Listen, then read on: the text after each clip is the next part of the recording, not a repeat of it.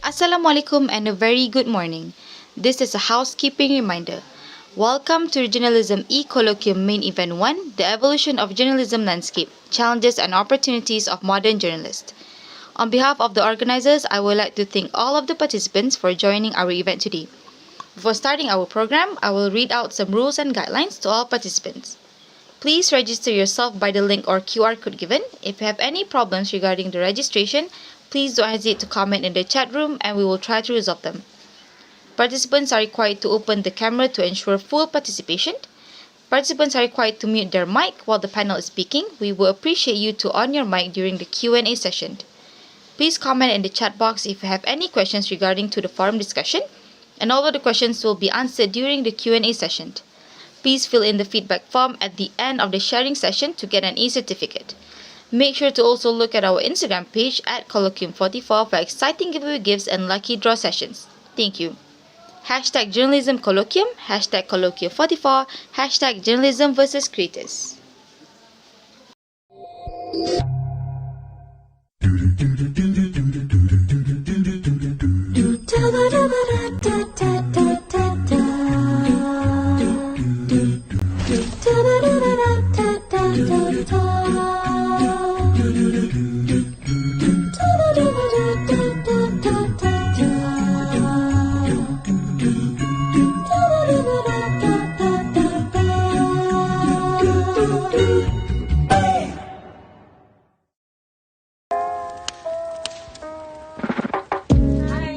You may be interested and passionate about journalism, but what really makes someone an effective journalist?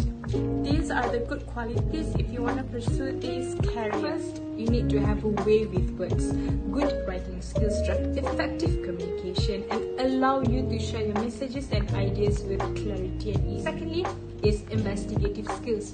Journalists reports based on facts and evidence, not on emotions and opinion. They also need to be resourceful and credible. Third one, to implement good ethics in this industry. You're not the only journalist around. Some people might forget their own principle just to get ahead of the day. Last but not least, do not do biased reporting. Whenever you report an article, it's always important to interview your sources and all parties. That is it from us today. Thank you.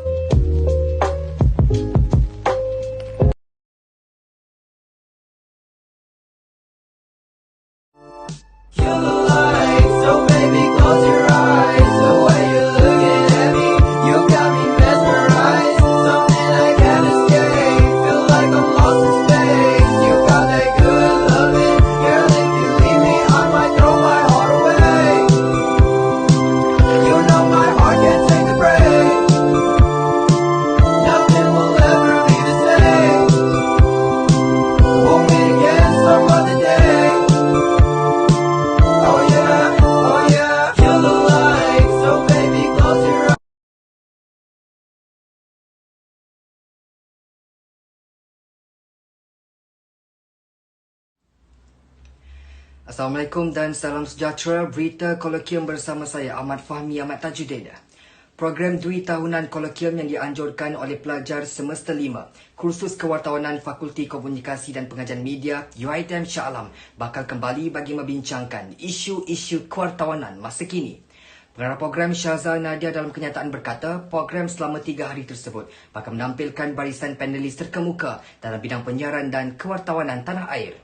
Sejajar dengan sambutan 50 tahun Sekolah Kewartawanan di Malaysia, Colloquium yang membawa format atas talian kali ini menjadi platform utama bagi meraihkan kewujudan dan sumbangan profesion kewartawanan di Malaysia. Program tersebut bakal berlangsung pada 13, 15 dan 18 Disember 2021. Orang ramai dijemput hadir bagi memeriahkan program tersebut. Maklumat lebih lanjut boleh layari Instagram Colloquium 44.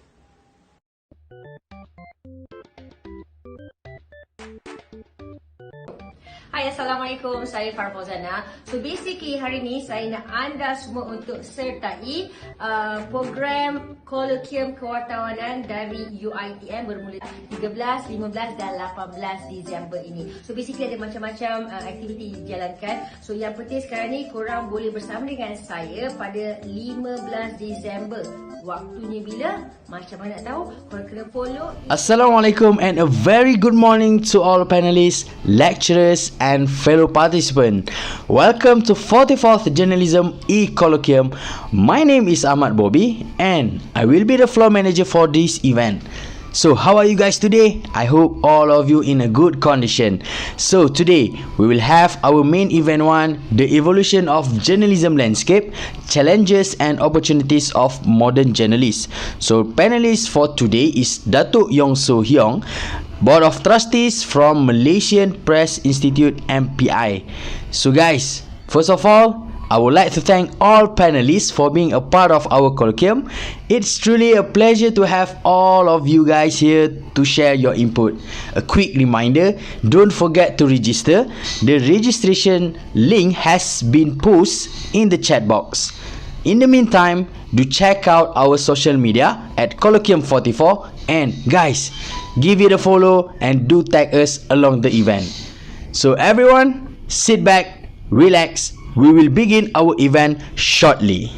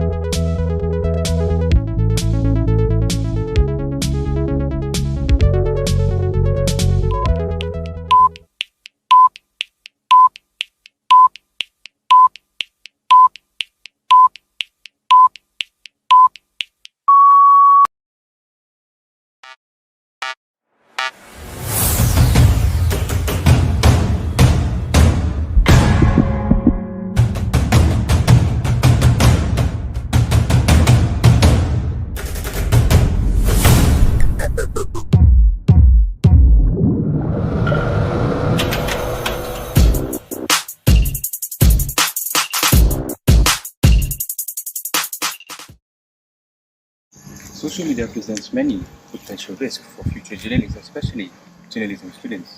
So, as the industry's future moving towards digitalization, many journalism students have been flexing their journalism prowess through online platforms, breaking stories, covering news in ways even the mainstream media cannot do. So, this begs the question, as the face of reshaping the future's industry, how does one, a journalism students like yourselves, be on top of their game before entering the real newsroom?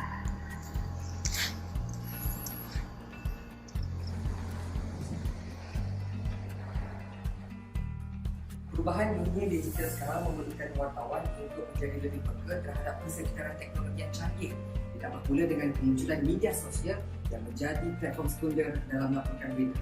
Wartawan kini memainkan peranan yang lebih penting bila perlu untuk menyampaikan laporan berita yang lebih pantas. Walau bagaimanapun, mereka perlu bersaing dengan pencipta kandungan sedia ada agar terus relevan. Persoalannya, adakah pencipta kandungan mengambil alih peranan sebagai sumber informasi terkini? Siapakah pilihan anda? Wartawan atau pencipta kandungan? Jemput masuk. Guys, mesti anda tahu platform digital seperti Facebook, Twitter, Instagram dan juga TikTok. Ramai yang dah buat kandungan dekat platform-platform ini, guys. Perkembangan pesat platform digital sejak mutakhir ini telah menyaksikan kemunculan ramai penggiat muda yang sangat berbakat dalam penghasilan kandungan kreatif digital. Peranan mereka ini telah membantu dalam industri kewartawanan tempatan untuk menyediakan dan menyebarkan kandungan kepada orang ramai. Nak tahu lebih lanjut? Jom ikut saya. A small number of giant technologies companies enable billions of consumers worldwide to easily access and use digital media via services such as search, social networking, video sharing and texting.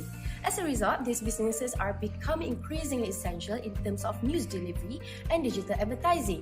Legacy media such as broadcasters and particularly newspapers are becoming less relevant as news carriers, despite their continued importance as news creators. Hence, what challenges and opportunities does this evolution serve to the journalism landscape locally and globally? Action!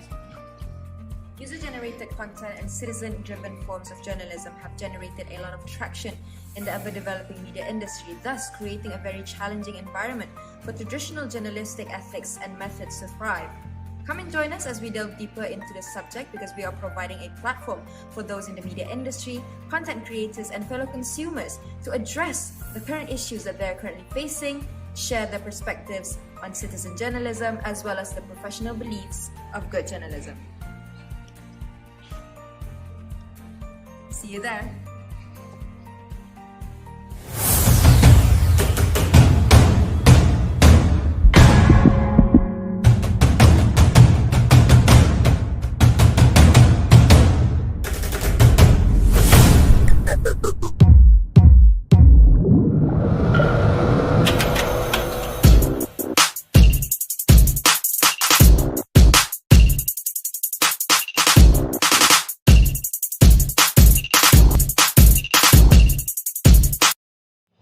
Latest innovation, Wardah Hydro Rose. The finest rose in Europe. Produce the pure avalanche rose oil. Combined with 72 hydrating active. Keeps you hydrated for 72 hours. Attain your beautiful, glowing skin through maximal hydration. Wardah Hydro Rose.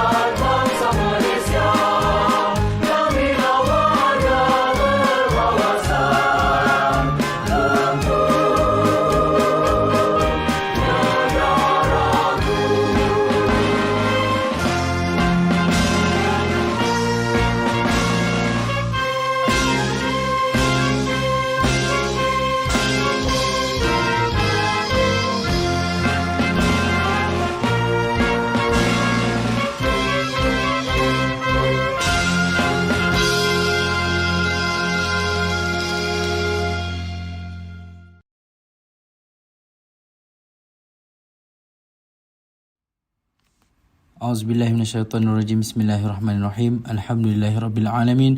Wassalatu wassalamu ala asyrafil anbiya'i wal mursalin wa ala alihi wa sahbihi ajma'in. Allahumma shrah bil Qur'anil azimi sudurana wa yassir bihi umurana wa anzim bihi ujurana wa hassin bihi akhlaqana wa wasi' bihi arzaqana wa nawwir bihi qulubana ya arhamar rahimin.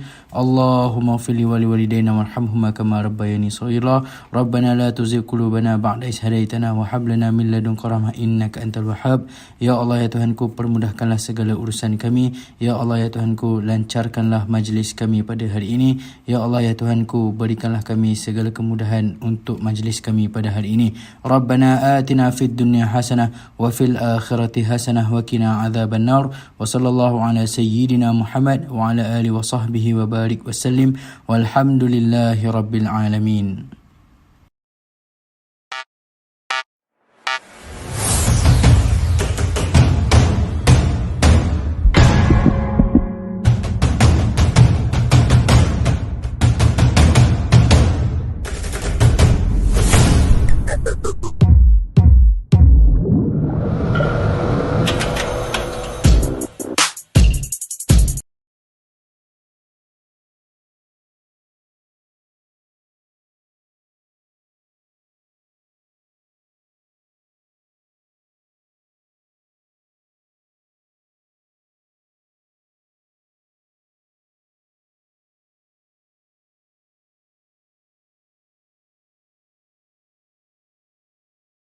our participants in Cisco Webex and our viewers on our YouTube channel Sasaran, locally and all around the world. Assalamualaikum warahmatullahi wabarakatuh. Hello and a very good morning. Welcome to the 44th Journalism E-Colloquium, October 2021. Let me introduce myself. My name is Alia Zulaika and I will be your moderator for today's session. On behalf of the organizing committee, thank you for joining us for our session today. We also would like to welcome our fellow friends from Universitas Pendidikan Indonesia, UPI, University of Brunei Darussalam, UBD, the National University of Malaysia, UKM, University Putra Malaysia, UPM, International Islamic University Malaysia, IIUM, our sister campuses, UiTM Rembau and Lendu campus, and friends from all across Malaysia and around the globe, thank you for being with us today. The practice of local journalism is changing alongside the increase of new media usage among the audiences and the people working in the media industries. Thus, the topic that we will be discussing today is entitled The Evolution of Journalism Landscape, Challenges and Opportunities for Modern Journalists. Before we begin, we would like to thank our strategic partners for this program, Jazeera Media Network, DBLate, and the Creative Media and Technology Hub, CMT Hub, for being part of our program. And to our fellow sponsors, Wardah Beauty, Bibliobuku, Kelipan Store, and Teenagers Concept, for without you, this program wouldn't have happened. Thank you. Stay close and stay tuned with us on our Instagram page at Colloquium44 for more information about our strategic partners, sponsors, and exciting lucky draws and giveaways that are to be announced. All right, we are very lucky today that a prominent icon in the Malaysian journalism industry is keen to be on board with us for this session. Introducing our panelists for today, Yang Berbahagia Datuk Yong Heong, the Board of Trustees, Malaysian Press Institute. Before we begin, let's get to know our honorable panelists by watching this introduction montage. Enjoy.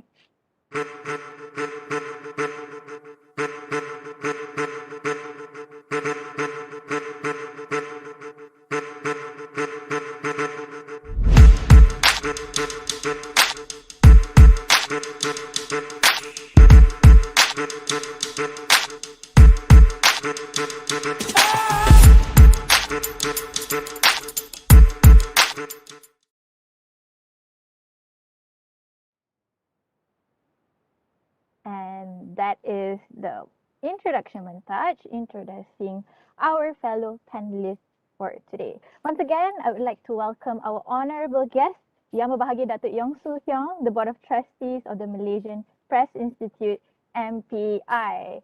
To start, how are you, Datuk?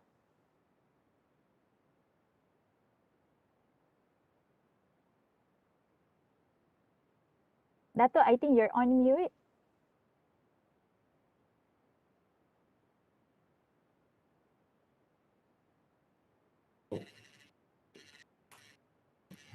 Okay, how are you, Datuk? Okay. Can you hear me? All right, I think we can hear you. Okay, salam sejahtera. Yeah, Salam good to sejahtera. see you guys, and thanks for picking me out of the woodwork and wanting to talk to and asking me to talk to you. All right, thank you so much, Datuk, for being with us this morning. We are very, very lucky to have you as our honorable guest for today. So, Thank you. For our topic for today, the evolution of journalism landscape, the challenges and opportunities for modern journalists. Of course, we all know that right now in the 21st century, with the advent of the internet, everything is changing. Especially, it takes effect in the newsroom as well. So, in regards to our topic for today, we would like to go in deeper in the subject in how does the industry, especially in our local grounds, Malaysia, has changed over time, and what is the opportunities and expectations from the industry. So I would like to start a little bit of background. Digital media has radically altered the way we consume and interact with news. For more than 50 years, we know that newspapers and television have dominated news coverage almost everywhere until the internet created the low-cost opportunity to go global. So, On to the question, Datuk. In your opinion, how has our country been catching up with the digitalization in newsrooms, and how has it changed the way Malaysians receive and consume the news now? Over to you, Datuk. Thank you. First of all, I think we have to thank the government for providing us the infrastructure for the digital revolution. I think, and this thing started in the late 1990s when there is internet and sort of thing, and because of that, and we were able to keep pace with the development as when gadgets were produced, and we also got to be able to avail ourselves of the latest gadgets. Like say people are talking about iPhone 13, we also can have it. We also have the latest Huawei, we can have the latest HP. These things enable us keep abreast of developments. And these days, there are two things that we are afraid of most. One will be there's no electricity. When there's no electricity, you can't power up our internet. And the other thing is, even when you have electricity, then there is no internet, and we will be sort of lost. So these are the major ingredients of our lives. So the things have changed in terms of the provision of news, provision of information. This is through the various platforms, as had mentioned by the floor manager earlier. You have Facebook, you have Instagram, you have Twitter, you even have TikTok. So they have gained currency. So, but however, we must not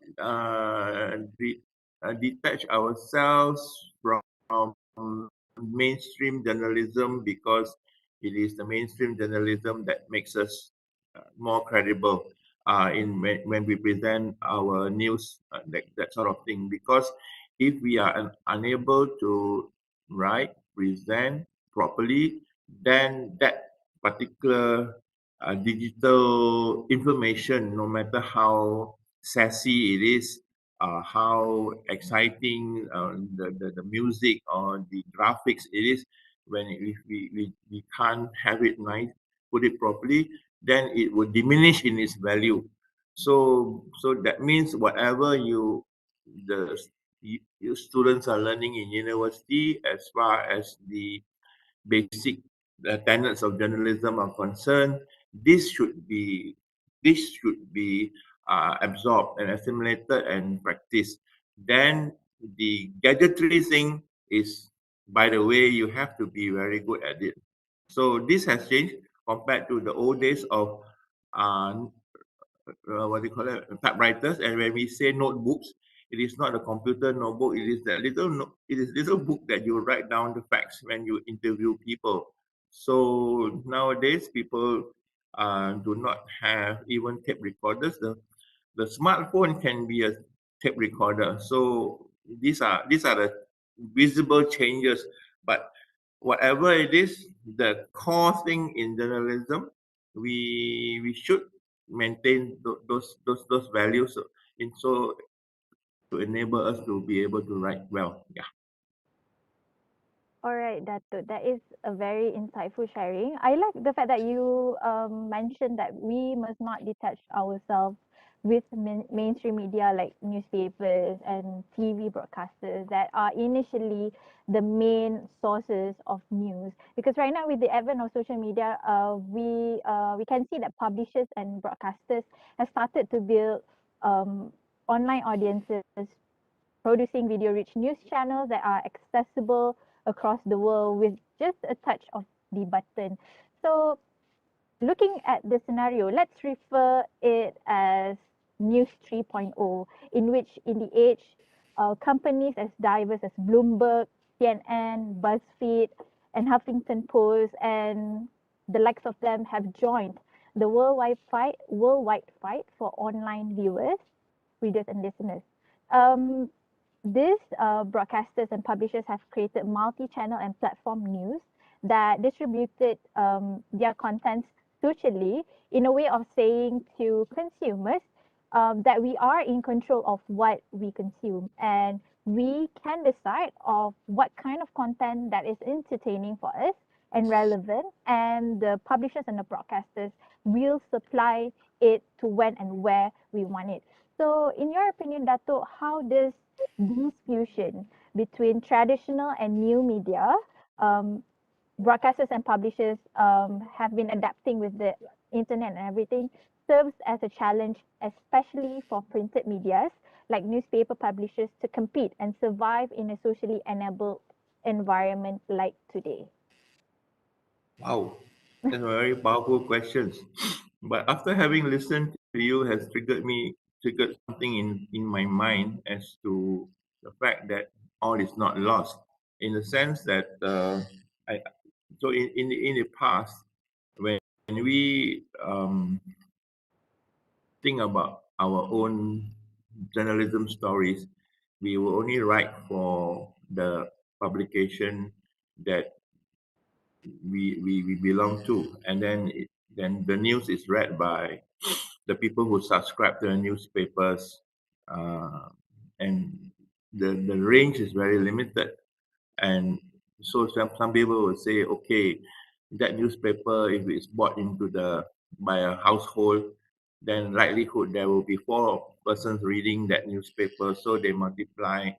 In the house, there will be 4 pairs of eyeballs watching that news item and all that. But nowadays, all this have changed in the sense that we are able to transcend borders to go even abroad.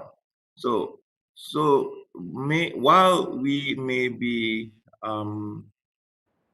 grappling with the fact about losing revenue in terms of newspaper circulation, the downsizing of staff numbers, which makes it worrisome for parents who send their children to journalism courses. And also you see that advertisement rates have fallen in local publications. People go via Facebook and other platforms on the internet where they bypass the advertising channel. So much so that in Australia, they have made a law that whatever profits that obtained by Facebook should a significant portion should be distributed back to the publications in Australia. So I was thinking that now that we have the capability to transcend borders, so this thing is good for Malaysia, especially when we are in full command of an international language like English. So we may be producing little tidbits of information to the world, and you will never know how far this information has reached. It could go to places like Brazil. It could go to places like Silicon Valley. It can go to in Montreal. It can go to Beijing, Tokyo, Seoul. So what does this mean? It means that we are able to project our country in a way, about things that's happened in Malaysia. Of course, this this will pertain to positive news lah. If suppose something negative, then probably it will have an adverse impact. But let's say we are able to talk about the conservation of the Harimau Malaya, the Malayan tiger, for example. So this could trigger off something. This could even trigger off an idea in Hollywood. They might want to make a documentary. They might want to make a movie out of that. So it is up to us to disseminate this information. And in order to disseminate the information, we must be able to disseminate in a proper way. So when we are able to disseminate properly, it catches the attention of people abroad, not just in Malaysia. So what does that mean also? It would mean that little by little, whatever the small things that we do, it can trigger off revenue generation for the country. It may not be instant. It may take place a year, half a year later, but then you may see film crews coming to Malaysia, or people wanting to write about us, that kind of thing. So that is something which I see this evolution or the digital revolution is something that we should take the challenge, take on the challenges head on, and try to be optimistic about it and try to turn it around and see how we can take this information further. But let's not forget the principles of the old style journalism, the five W's and one H, that kind of thing. That those are things that we should not forget, and then that will be able they will enable us to write, and it also to throw in a little bit of creativity and innovation in our presentation, just like what you guys at UITM had done this morning. Very nice innovation and creativity by the introduction of this music, the very upbeat music. So even though I'm sleepy, also I have woken up. So these are things. These are very very important things. That the presentation, the it's a touch of classiness, but this is the work of students, and it's remarkable that you all have done it so well. And then it is not just what we say in our local terminology, the jago kampung, but you have decided to get people from Indonesia as well, and you are brave enough to put it on YouTube to go the world over. So as far as my experiences with people from UITM in Bernama, the interaction has been very good. We at Bernama, during my time, we have some of the highest admiration for people from UITM and University Islam Antarabangsa. These are two institutions that when the people come in, we usually do not have much problems as opposed to others yang semua yang lain dengar jangan kecil hati, but that is a fact lah. UITM and the UIA are the two institutions where the people are very rounded. The credit goes to your lecturers and your tutors for being able to mold you for the working world. It's no point that you come to the employer's office with that scroll, with that degree, and you can't actually hack it, you can't work it, so no point. But people from UITM and UIA are always better than the rest. It's as far as journalism is concerned. Thank you so much, Datuk. We are very pleased that you actually acknowledge us as an institution. Actually, we're celebrating 50 years of Mass Communication School next year. So before we jump into the next question for your information to the participants and to the viewers on our Sasaran YouTube channel, Datuk Yong is also the former CEO and economic editorial chief in Bernama. So I like that you actually correlate how we have advances, especially in newsroom, the advances in newsroom with digitalization. You relate it to how it can boost the growth of our economy in our country. So I really, really love that, and I really admire your work, especially when you're in the economic editorial. I think that is very interesting for us to look at, especially for us currently pursuing journalism studies. So let's move on to the next question. Okay, Dato, digital technologies, like we have discussed before, it has charted revolutionary changes in journalism and fundamentally altered the nature of how we function, especially in media, or in our society. in a way that it reinvents old practices of public communication and at times evade traditional media and challenging its privileged role as gatekeepers of news and entertainment because of the internet and so on. So, in your opinion, what are the ways in which digital technologies have impacted on the practice of journalism in Malaysia, especially during your time in Bernama? Plenty.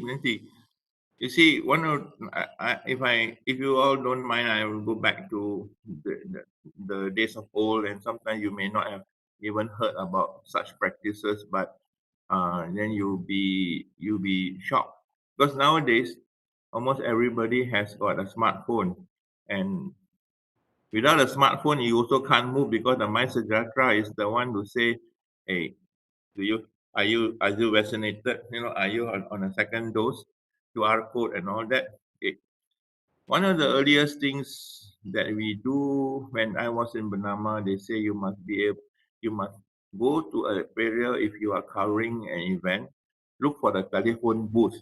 I think nowadays, if you were to look around, many of the telephone booths have been destroyed by vandalized. I mean, destroyed by vandals. The number two is you go and make friends with the coffee shop owner. So the coffee shop owner is likely to have a telephone. So what they will do is in the people in Bernama will be looking for the coffee shop or the telephone booth to call in the story. All right. So now so whenever the event is over, we will be calling up about 5 paragraphs so that Bernama being a news agency, for me, I always say we are the tip-off artists. So we tip off the newspaper. So sometimes they don't know about these things. And once we have written 5 paragraphs, the news appears in the newsroom of the newspapers. So they say, hey, there's such a thing. There are two things that happen. One is that either they will use the Bernama story, maybe another 5 paragraphs will come or another 10 paragraphs will come, or they will ask their reporters, let's go and do a follow-up. Let's go and do something else. We must not let Bernama get the glory. So so in the next day, you will see there will be two parallels. There were two stories. One may be the main story by Bernama, and then there is this side story initiative by the newspapers itself. So these are things like then again in the old days you must be able to write. You must be able to type on a typewriter. So when you are able to type on the typewriter, then you are able to produce the news. But nowadays, you don't go for even some people even don't go for typewriting classes.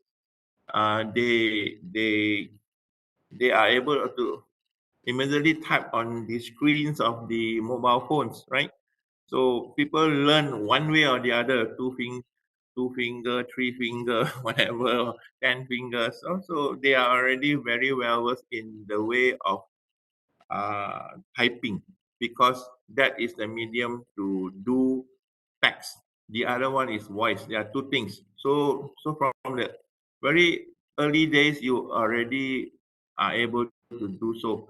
But the other thing that has revolutionized the whole landscape would be the pace of reporting or reporting back to the uh, to the newsroom because in the old days, especially those people who work in the newspapers, they are able to have the luxury of time because they go to the assignment at 10 o'clock.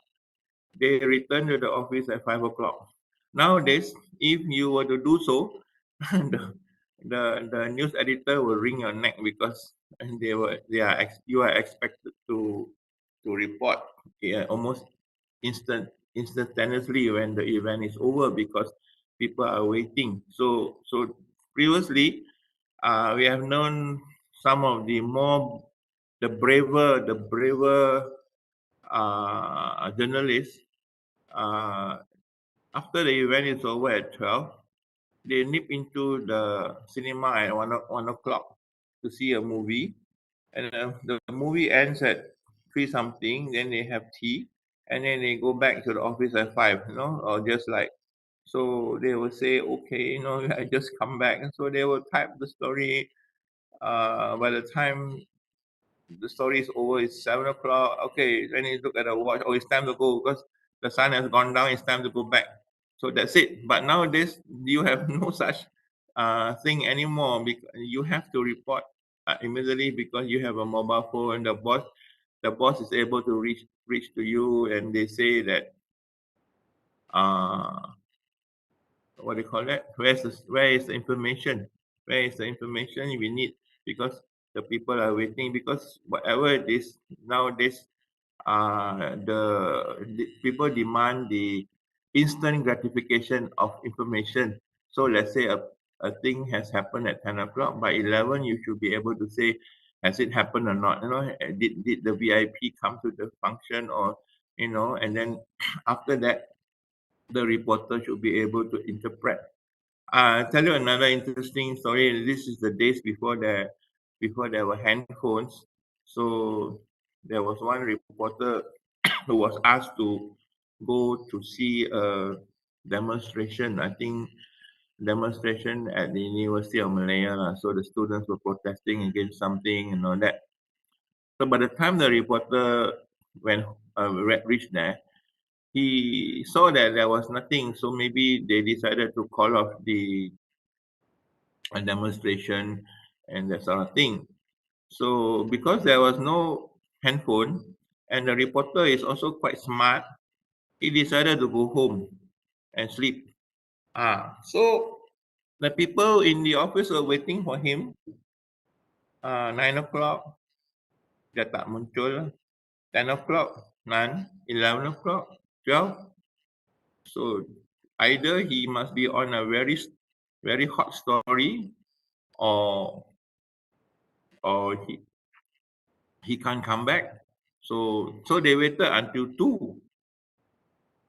Until 2, then they said this person, they classify as missing person already. Let's see what happened tomorrow, because when they call around the sources and all that, they say, oh, nothing has happened. But nothing has happened is nothing has happened, but the responsibility to call back your office should be there, But this person I was saying is too smart. He went home and had a good sleep. Next morning, he came to work at 10. So the editors asked him, so what happened to you? He said, I went there, I saw nothing. I went home lah. What's there to say? So, I mean, these are things that please do not have this kind of attitude. If you want to score in journalism, that even whether it's journalism or what, the responsibility to tell your superior just by a phone call. But I mean, what it is don't act smart lah, But so from that day onwards, the reporter that has got a stigma around him already, cannot be harap lah, that kind of thing. So you got to be. These are things that nowadays you are kept on your toes because of the ability to interact via the mobile phone.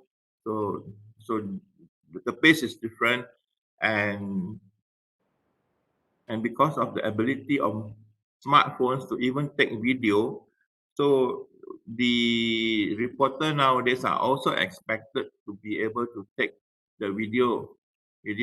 I remember this thing about this happened in 2009, where Bernama proudly launched the Bernama Radio. So we call it Bernama Radio. Okay.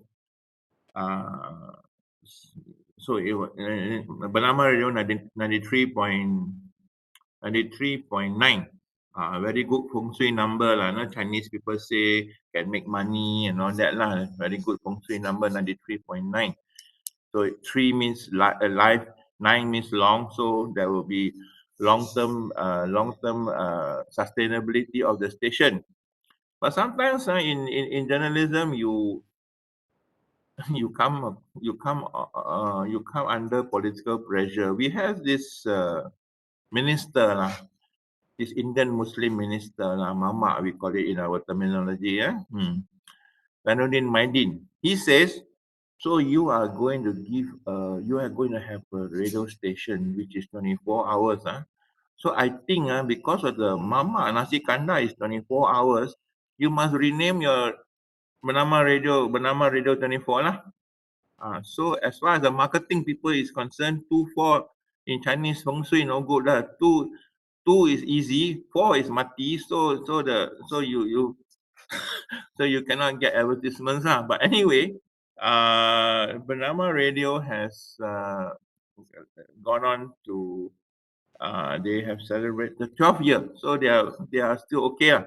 So these are things when we have this radio station. So we are so when we started we say that okay, news reporters have got phones. So we will be very good to be able to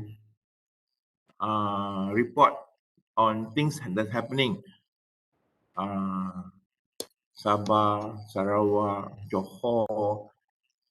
So the editor-in-chief then was very, very optimistic that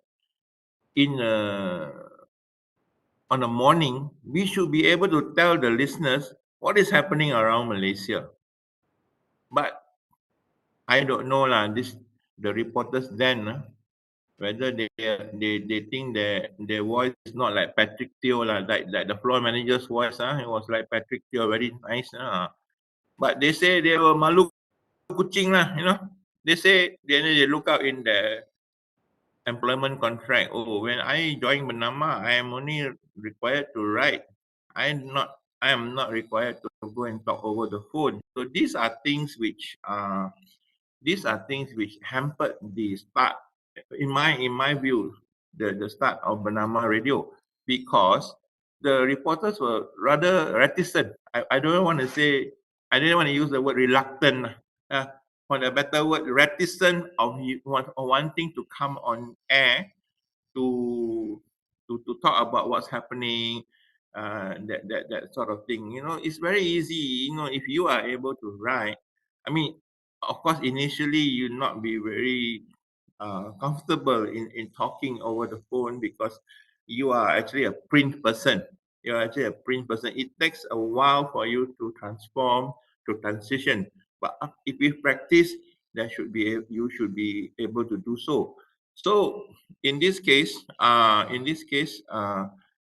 now, I think almost all the Bernama journalists in all the state capitals are required to even report for Bernama TV as well, Bernama Radio and Bernama TV. So, but at least we give them enough time. So we have actually generated a revenue for us by getting people from our correspondent in Singapore and a correspondent in Jakarta, and I think to a certain extent in foreign correspondent in Bangkok, to produce several morning programs to be sold or to be marketed to TV Sarawak. So they pay us a certain sum of money, and we were able to generate. So these are things that your capability in terms of meeting the demands of today will help your organization. Because if you say, "Oh, I cannot do lah. This one I only join to write," it's no point. You will soon find out that your colleagues would have a jump over you in terms of promotion. When it comes to the promotion, then the people will remember, oh, so you were reluctant or you were reticent to do this, to do that. So it will it will impact on your career prospects. So in journalism, or in any other work, the initiative that you take, the innovation that you possess, and the creativity will serve you well in any job lah. If you berkira sangat in terms of that the job scope, I'm not supposed to do that, this is never, then okay, never mind. You cause that dampener to the boss's vision at the end of the year, when it comes to promotion or when it comes to sending somebody to go overseas, then you don't get a chance. And why is the other person always getting a chance to go overseas? That will impact. So these are little things that you and going overseas is a great thing because you are able to make comparisons. How do other journalists operate in those fields, and how do you operate? So it is good that the experiences will enable you to become a better journalist. These are some of the things that I can say. Yeah. All right, Datuk. That is a very insightful information that we have gained today. I believe that when you say that journalists right now, especially for us, the up and coming journalists that will step into the industry soon, we should and we really should be tech savvy. And I think we can relate to the term mobile journalism or mojo because in our institution itself, we have a subject or a course that focuses on digital journalism. So I think right now we are heading there. We are heading towards preparing ourselves better for the digitalization in newsrooms. So but Okay, great. before we jump to the next question, I would like to remind to our participants and viewers on YouTube, if you tune into this session today, don't forget to share stories and post us and tag us on Instagram at Colloquium44. Okay, moving on to the next question, Dato. So media as an institution is obviously shocked by its weakened authority and influence, especially after the internet has come into the newsrooms. And eventually, newsrooms has been victimized by the desecration of information and is lost in the digital noise. It is faced with revolution on all fronts, the upheaval of information production, distribution, and consumption. It appears like professional analog journalism nowadays is attacked on all sides, and it seems less necessary and useful given that we have social media supplying content and information to our citizens. So, in your opinion, Dato, what is needed for an enabling environment for synergy between digital media and traditional media today? Okay. For information, last night I went for the benefit of you guys today. Last night I went to see this friend of mine. He is known as Datuk Hairuddin Atan, more popularly known as Rocky. So he is now managing the news portal called the Webs, and they have a publication portal called Getaran. So previously, this Dato' Heruddin or Dato' Rocky was in Business Times. So since I was in the economic service and he was in Business Times, so we go back a long way. And then later on, he was also editor-in-chief of the Malay Mail before he had his very famous column called Rocky Brew. And then now he has, I think he's involved in the mole, but now he takes charge of the wipes. And the wipes recently, I think, at MPI's journalism awards, they won an award, and also last year. So you can see that even MPI have decided to change with the times. We are also according weightage to news portals and not just printed media. So as you do, so as he did say this, as far as the intake of new journalists are concerned, is concerned. He says, give me somebody who is tech savvy and also is fast in terms of managing the gadgets. Okay, because he says that the news, even at news portals, the leadership structure is still very old, meaning the guys who are managing these places will be in the late 50s, 60s, 40s. But then again, the news gatherers are the ones in their 20s and maybe 30s. Okay. So he says that as far as intake is concerned, the person has got to show initiative, the person has got to be fast in his work. Language is not that important as yet. I mean, because that one can be acquired.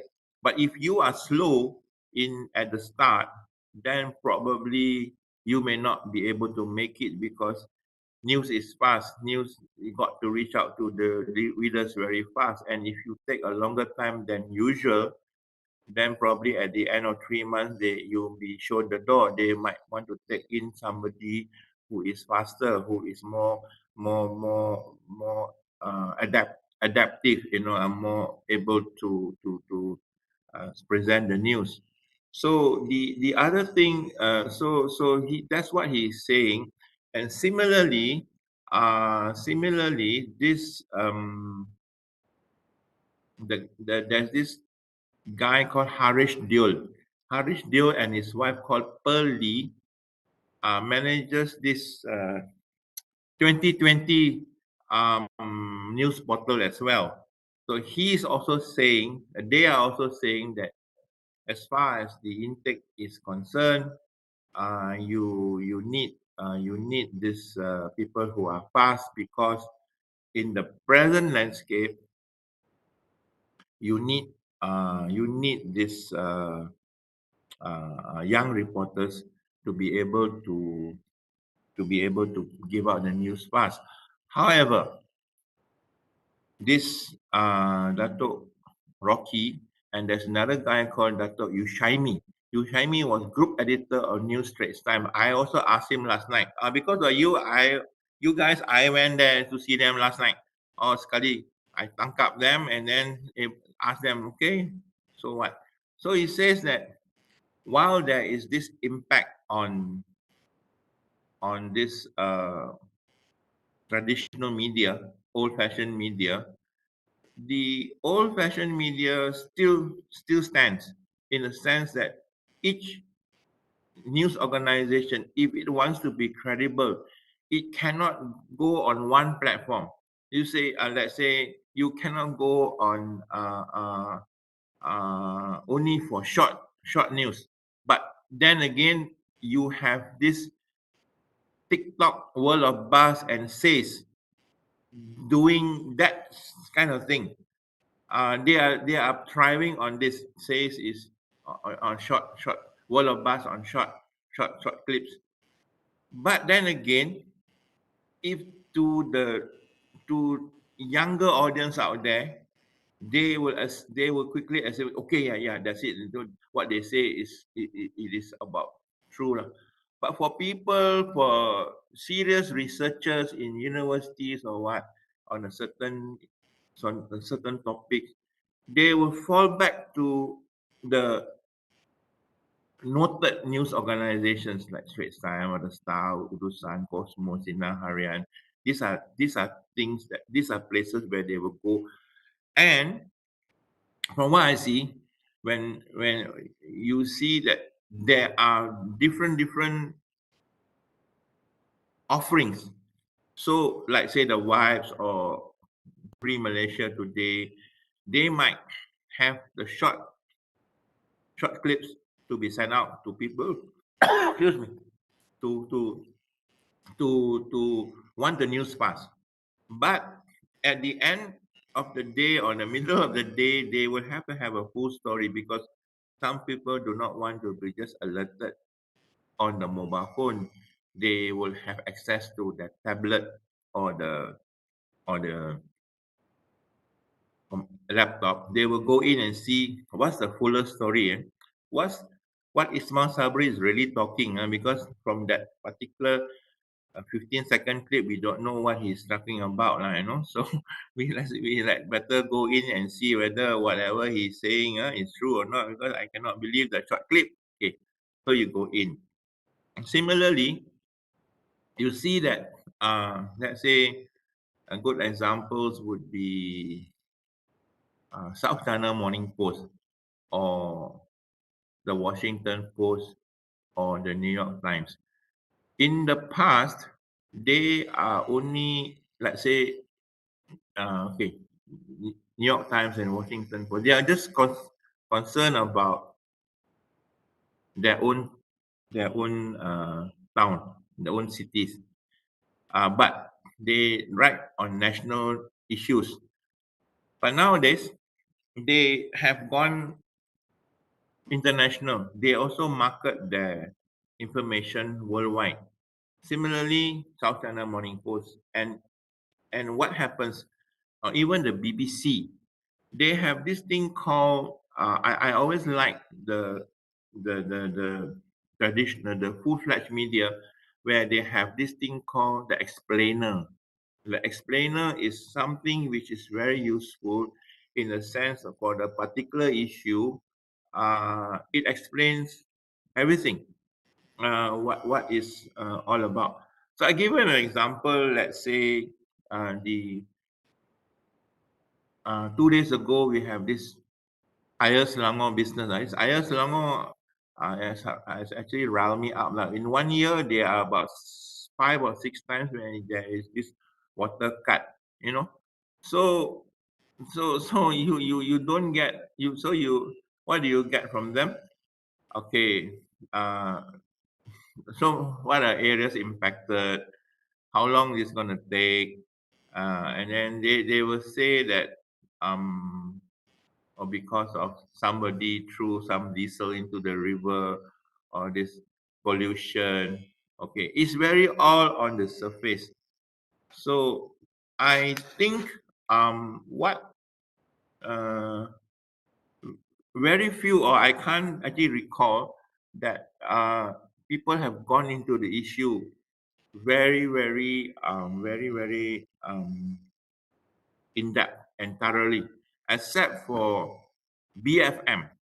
BFM radio, I think about 6 or 8 months ago, they interviewed the chief executive of Air Selangor and asked him, "Hey, what's the problem?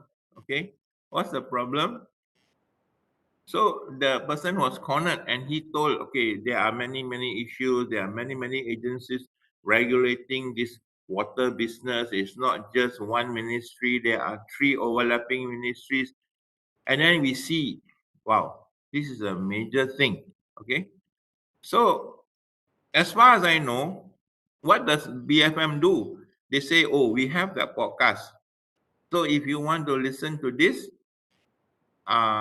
you go into our podcast and then you extract the thing and then you'll be able to know. But then again, not many people have the luxury of time to listen from the first second until the 45th minute. So what is lacking here is that BFM does not have a written platform. So that is why they, I think in about 4 months ago, they decided to have a written platform where they are now recruiting people who are able to transcribe the information, like say the interview from Air Selangor into written form, and to be then they also need editors to be able to edit it nicely so that people will know. So that is the issue. So then you have the good explainer. So this you see, as far as job opportunities are concerned, these are opportunities for young people to go inside and be able to find employment, because the offerings from BFM is not up there yet, because they are basically going for on voice. So you need, whatever it is, the power of the written word is still very much in demand. So you can see publications like say for example BBC. BBC it it was voice, and then it was TV. But now they have a website. Now if you go into BBC World Service, now in BBC News, it is very comprehensive. There is also the explainer. Even like say, you have this thing called Black Lives Matter. You know, they explain it very well. Or they about racism in the English football Premier League. You know, who got criticized, who was saying all these things. So excuse me. So that means there is this opportunity for people for employment. But sorry to go around round the circle. That how is this impact? The impact is such that you have to be able to produce news in various formats: short format, medium length format, and the full explainer. So when you have all this, then you will be able to continue to attract the eyeballs, attract the traffic, because of your credibility, because of your ability to present the news, present the information in a very coherent manner. So that makes your organization stand out.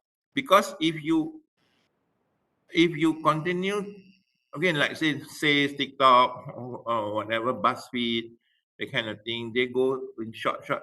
So, but then again, you will feel that you are just taking the ice cream for just two two teaspoons, two mouthfuls. You want the full ice cream, or you want the full donut. You know, you only eating. So when that happens, you fall back into the traditional media. So which means that whatever you are learning, uh, in terms of the uh, traditional the journalism tenets is still applicable. Excuse me. So the thing is, um, yes, there are challenges, there is impact, there is competition from small organization nibbling at their feet, but the big organizations have let me take a drink first. Sorry. The big organizations have adapted. Let's say you see in the Star is one example where it has transformed. The Star used to be very realistic. Now that the print newspaper is very thin. It's, I think, the one third of the size, because first of all, people are not buying that newspapers that much. People access it via the mobile devices, and what they do is they have the e-newspaper. They have the e-newspaper, and they also have the short ones where you subscribe for about few ringgit, you get alerts throughout the day.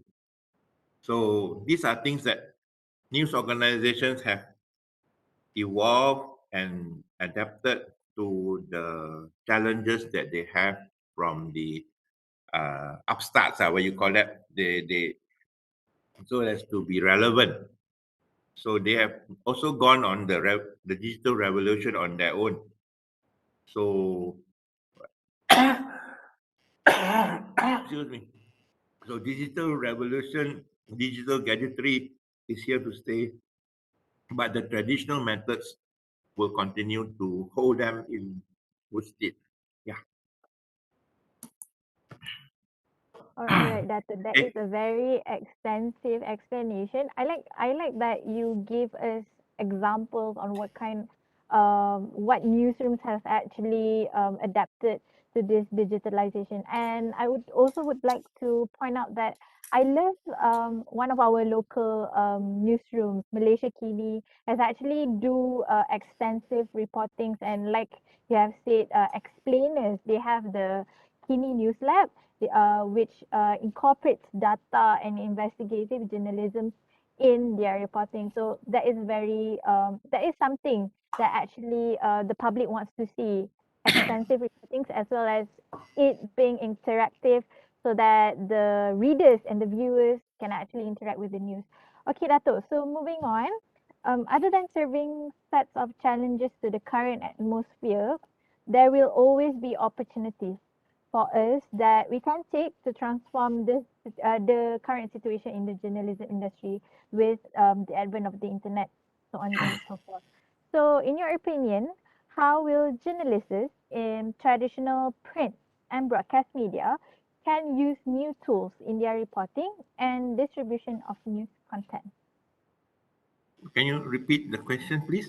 How Alright. can So, journalists? Dato', Huh? all right, right now we have with the advent of the internet, of course, it serves as challenges for us, but challenges can be turned into golden opportunities, especially in the newsroom. So, in your opinion, how will journalists in traditional print and broadcast media can use new tools in their reporting and in distribution of news content? If you can give us some examples, maybe.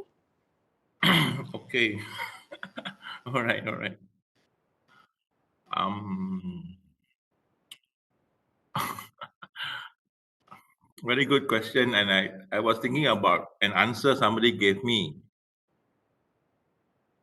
So, because of the challenges, they also decided to do something,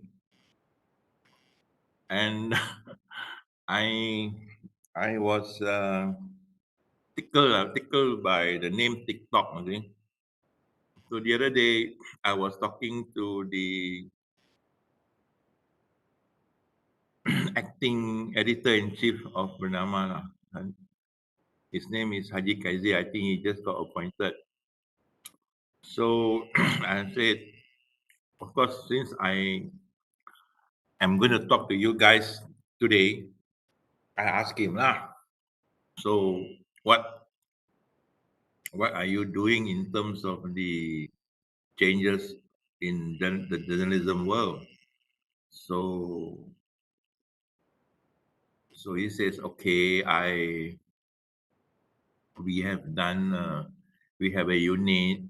We want to do, you know, we are doing a lot of this short offerings to the people. And as far as I know, Bernama has got the Facebook. Okay, they also do Instagram, and they also do tweet lah. And then he says, "Oh, we are also doing TikTok." Oh, that one got me to be very uh, alerted to this very interesting thing, because Bernama also entering into TikTok. So he says, "We're going to do this, going to do that lah." So I asked him, "How many are you producing in a week?" That caught him lah. He says, "No, we are just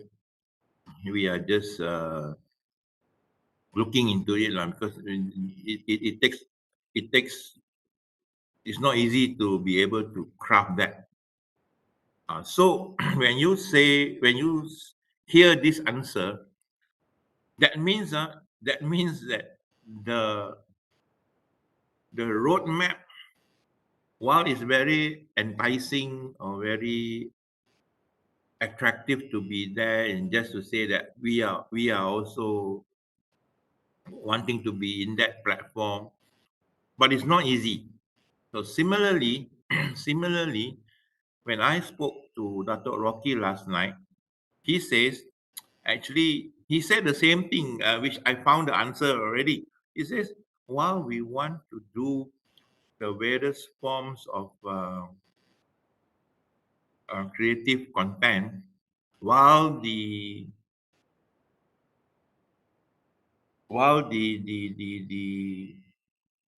uh, bosses, the editors can visualize how this thing should be presented, there is one drawback.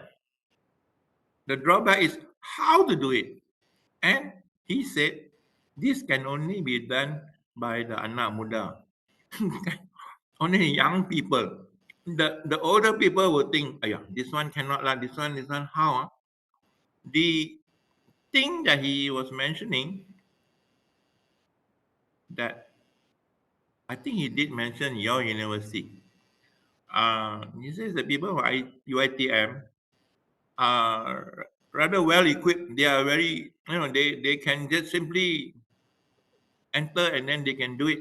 So credit goes to your university for being far-sighted to have a special unit to have this digital media so that you can make the graduates employable, because this is what you need. So in this case, you were asking the question, how do journalists in the traditional media adapt themselves? Then they have to tweak their minds, because they cannot be saying that, oh, this is how I'm going to do this in the old way, because I'm already this at this age, and then I can't be doing this. This is the young people. I don't want to know. You cannot say I don't want to know, because this is something which you have to know. How do you actually guide the people? What is the content that is relevant? You know what is relevant. You know what is the thing to be highlighted, but you do not know how to do it. How to do it, you leave it to the young, isn't it? So this is a combination of the old expertise and the young exuberance. So when you have this thing coming together, it will be very good. You see, just now you mentioned about uh, Malaysia Kini. I would also like to touch on Malaysia Kini. You see, last Malaysia Kini, people will label it as opposition oriented. I don't think it should be unfairly labeled as such, because they go uh, uh, all kinds of news. And so, in fact, when at one time when I was in Bernama and they wanted to subscribe to Bernama, I said very good, because here is some organization wanting to have national news as well. It is not, they are not in what they use in the Malay terminology, the kaki kutuk, isn't it? Because they have the news on national development, they have everything what Bernama is doing, they highlight. But you can see from the treatment of the Bersih movement, if you can recall, the Bersih movement, where people do the demonstration, and then they have the timeline reporting. No, let's say 7:30 what happens, 7:35 what happens, 8:04 what happens. So this thing has gone into the reporting of election as well. So the election, let's say 8 o'clock on nomination day, they will list down. So this particular aspect of reporting has been copied by other news organizations. They also have timeline reporting. So 9 o'clock so and so came, yeah, at the nomination center, accompanied by 30 people, and then this independent candidate cuma 2 orang saja, that kind of thing. So these are dramatic portrayals of the situation where they report on the ground. So, in fact, Malaysia Kini also won an award this year at the MPI Awards, And last year also they won an award. In fact, they touched on a very interesting subject last year on May 13th. And they say the whole thing they all listed as this was what happened, this is it. And the underlying theme was let this thing not happen again, because it is such a black mark on our country's history. But of course, there are other people do not want to know. But they were brave enough to say, this is what happened. Both sides or three sides of the story, they present it in a very calm manner. And towards the end, they say this racial divide, this racial criticism and all that is not good for our country, and it shouldn't happen again. So it won one award for that reporting, is for the factual reporting, for the innovation, that sort of thing. So Malaysia kini is an example of, let's say, what do you call that? Traditional media evolving into taking up the challenges of the new media. Okay, so this what do you call that? To use the term, those people are still working. The kuda tua in the news organization will have to adapt to be able to visualize what should be done as far as the news presentations are concerned. The short clips, the explainers, because you need to maintain that credibility of your news organization by being able to interpret issues, that kind of thing. Let's say in the COVID-19, the third booster dose, it is a very controversial item issue nowadays. Some people want to get jabbed, some people do not want, some people against it. So the government is now saying that if you don't get the third dose by February, then you are deemed as not fully vaccinated. So these are things which we need to be aware of and highlight. I did ask Manama because recently, about a week ago, they won an award from the Ministry of Health for health reporting, and this is something which Manama has improved in terms of the reporting on the COVID-19. They are very, very up to date, and they go very detailed. This is something which the features section of Manama has improved over the years. And I think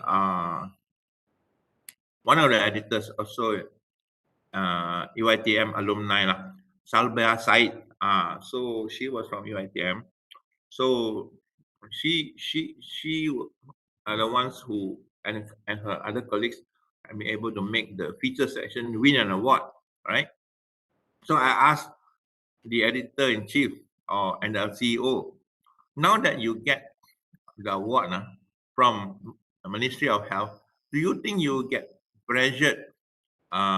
If you get pressured from the ministry, if you were to go and give alternative views and all that, have you come across any pressure when you report on alternative views on the COVID? He said, so far the Ministry of Health hasn't what do you call that, hasn't criticized or hasn't given the side. I mean, trying to twist that, hey, you shouldn't say this thing and all that. So I suppose it's good, when you're able to have the freedom to report on this very important issue of vaccination and what are the latest information from overseas. Of course, we will have to guard against propaganda by big pharma, where they want to say the vaccine is better than the other company, that kind of thing. So that one we have to be careful to be not to be made use of.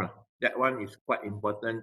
As journalists, we must be able to smell a rat, so to speak. Yeah. Okay. Okay, Dato, that is a very extensive explanation on how we can actually expect in the current newsroom in the industry today. So, last question for our discussion for today. We are celebrating the Golden Jubilee or the 50 years anniversary of journalism and mass media studies in Malaysia very, very soon. I have mentioned that earlier on. And with the ever-evolving atmosphere in the industry, of course, the industry's expectations towards newbie news junkies have changed as well through time. So, Dato, what can you say about the industry's current expectations towards journalism students like us that is present today in setting their pathway into the industry soon? Interesting. I think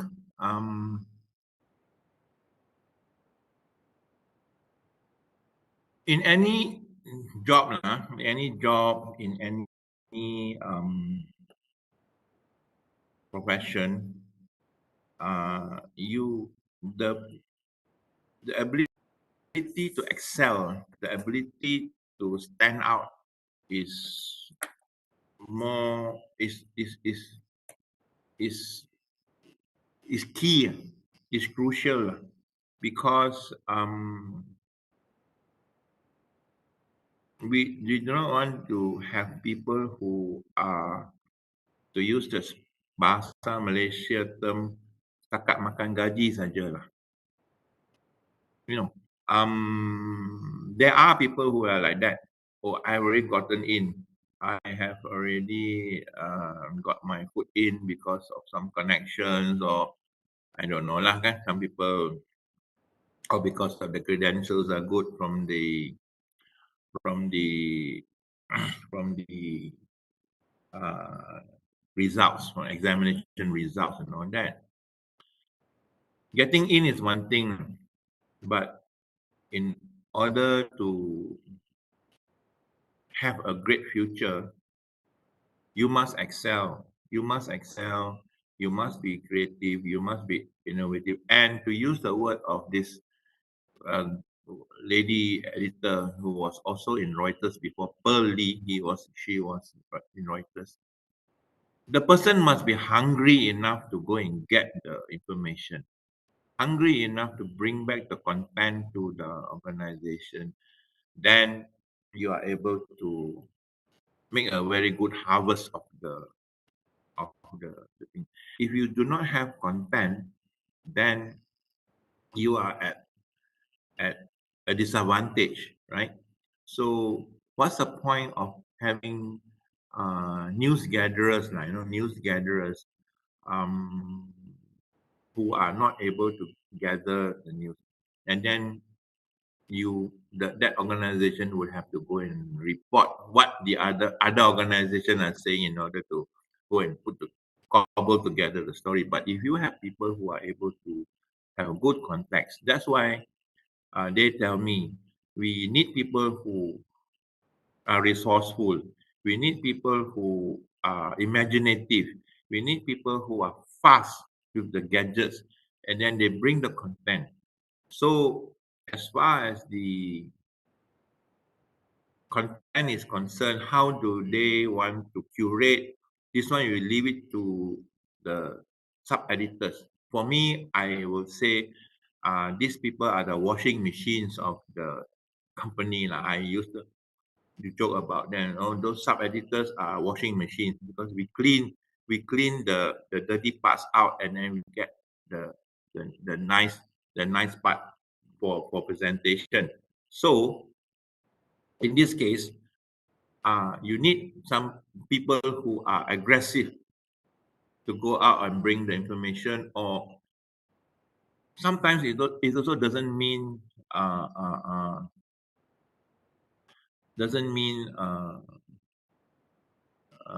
what do you call it, going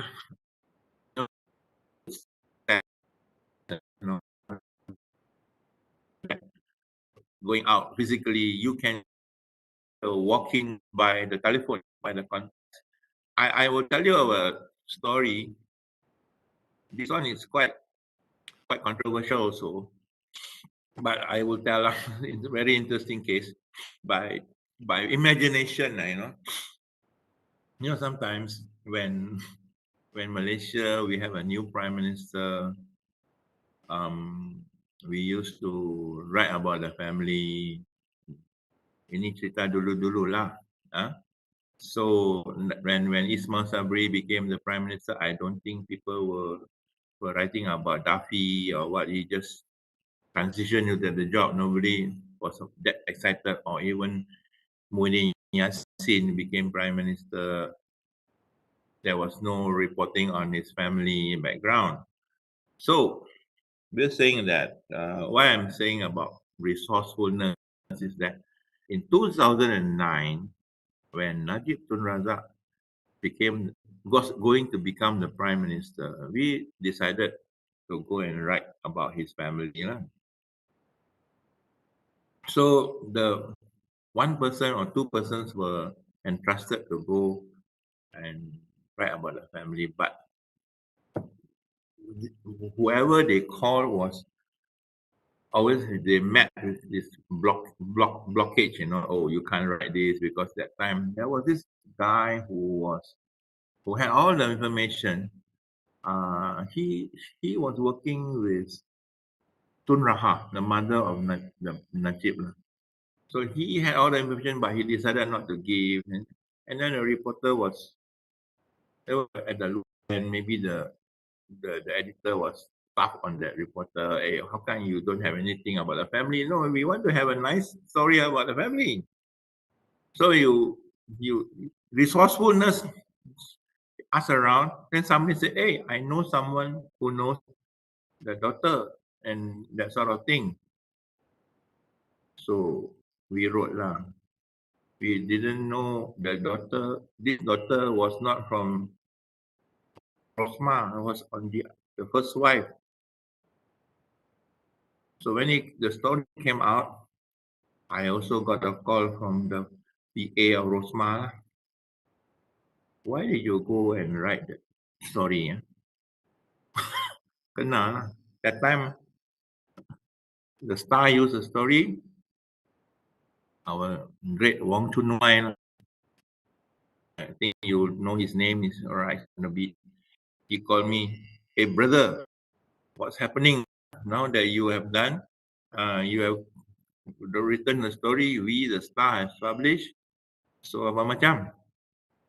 So this is resourcefulness getting us into trouble because we focus on the wrong family. Because they also said, that one also my daddy, ma, why not?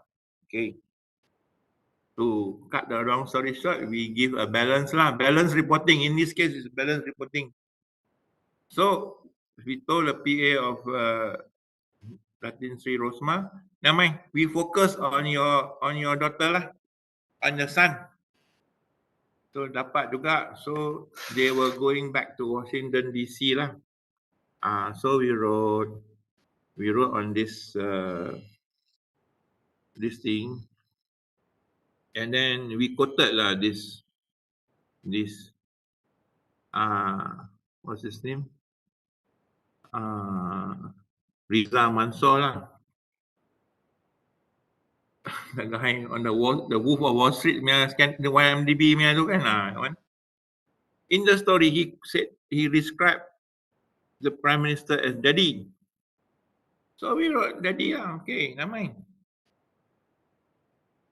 And then my chairman at that time said, hey, how can you go and say that this person calls this person daddy? He is not from this line pula. I said, never mind, they are same family. If he calls Najib daddy pun daddy lah. We better not, because the story has dah keluar kan, have already come out. So whatever it is, I'm just saying that these are the intricacies of Malaysian politics lah. This time you have to take care of this thing, that thing. But it stems from the resourcefulness lah. The initial story was that somebody said, since you You are meeting a brick wall. Let me find out. And then we got a story on the first family. Then second family got angry. So we got story on the second family. Okay. So all in balance, but still other people, there are still people who criticize. Why you ask this? Why did you quote this thing called calling Najib daddy? Because his daddy was Riza Mansur's daddy was somebody else. So okay, never mind. I said, never mind, they are in the same family, daddy pun daddy lah, okay. So all well ends well lah. Kan? So now it's a different chapter lah. Okay. So these are the things that we have to juggle when we become journalists, that sort of thing. Yeah.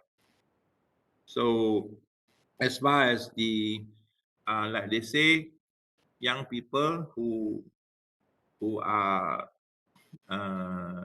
wanting to join the journalism profession, some people tell me that the private universities have already stopped having journalism courses because of the bleak future of journalism, because they see that a lot of newsrooms or newspapers and news organizations are closing down. So it makes the employment prospects a bit dim.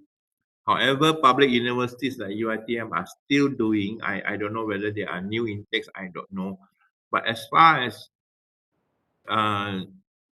universities with journalism courses and journalism courses that especially UiTM and UIA, which emphasize on English language as the medium of instruction, will have the greater chance of employability.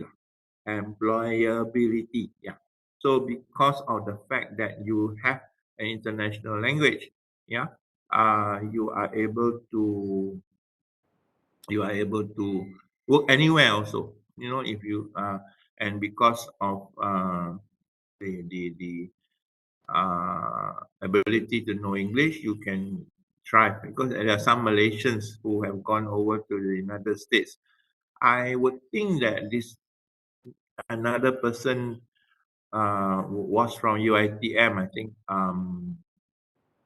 her name is Salmi Hashim. I think Salmi could be from UiTM, and she is in Washington DC. What she does is her ability to do English and her ability to do Bahasa Malaysia. So she has carved herself a niche to train diplomats from USA coming to Malaysia to teach them Bahasa Melayu. So these are things which you adapt over the years. So language is important in as far as journalism is concerned. You are able, so with a good language, you can have many ways to skin a cat. You know, you can present the stories in many ways and become refreshing and creative. So if you are staring at the computer screen and cannot write fluently, then you will have trouble in expressing yourself. Then you will not excel in journalism, though you might be good in the gadgetry, because in the final analysis, these two skills must marry together: language fluency and and and expertise in gadgetry. When you're able to combine, you are able to record the person. You can even take video, and you're able to write the thing quickly. You'll be snapped up. You'll be snapped up for sure, because these are the qualities that are required of journalists today. It's not about able to write long stories anymore.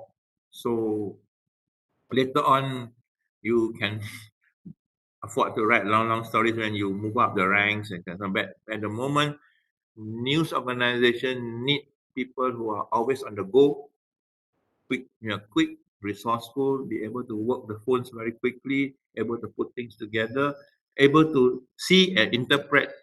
So let's say in Bernama, they say that they are also under pressure to be fast.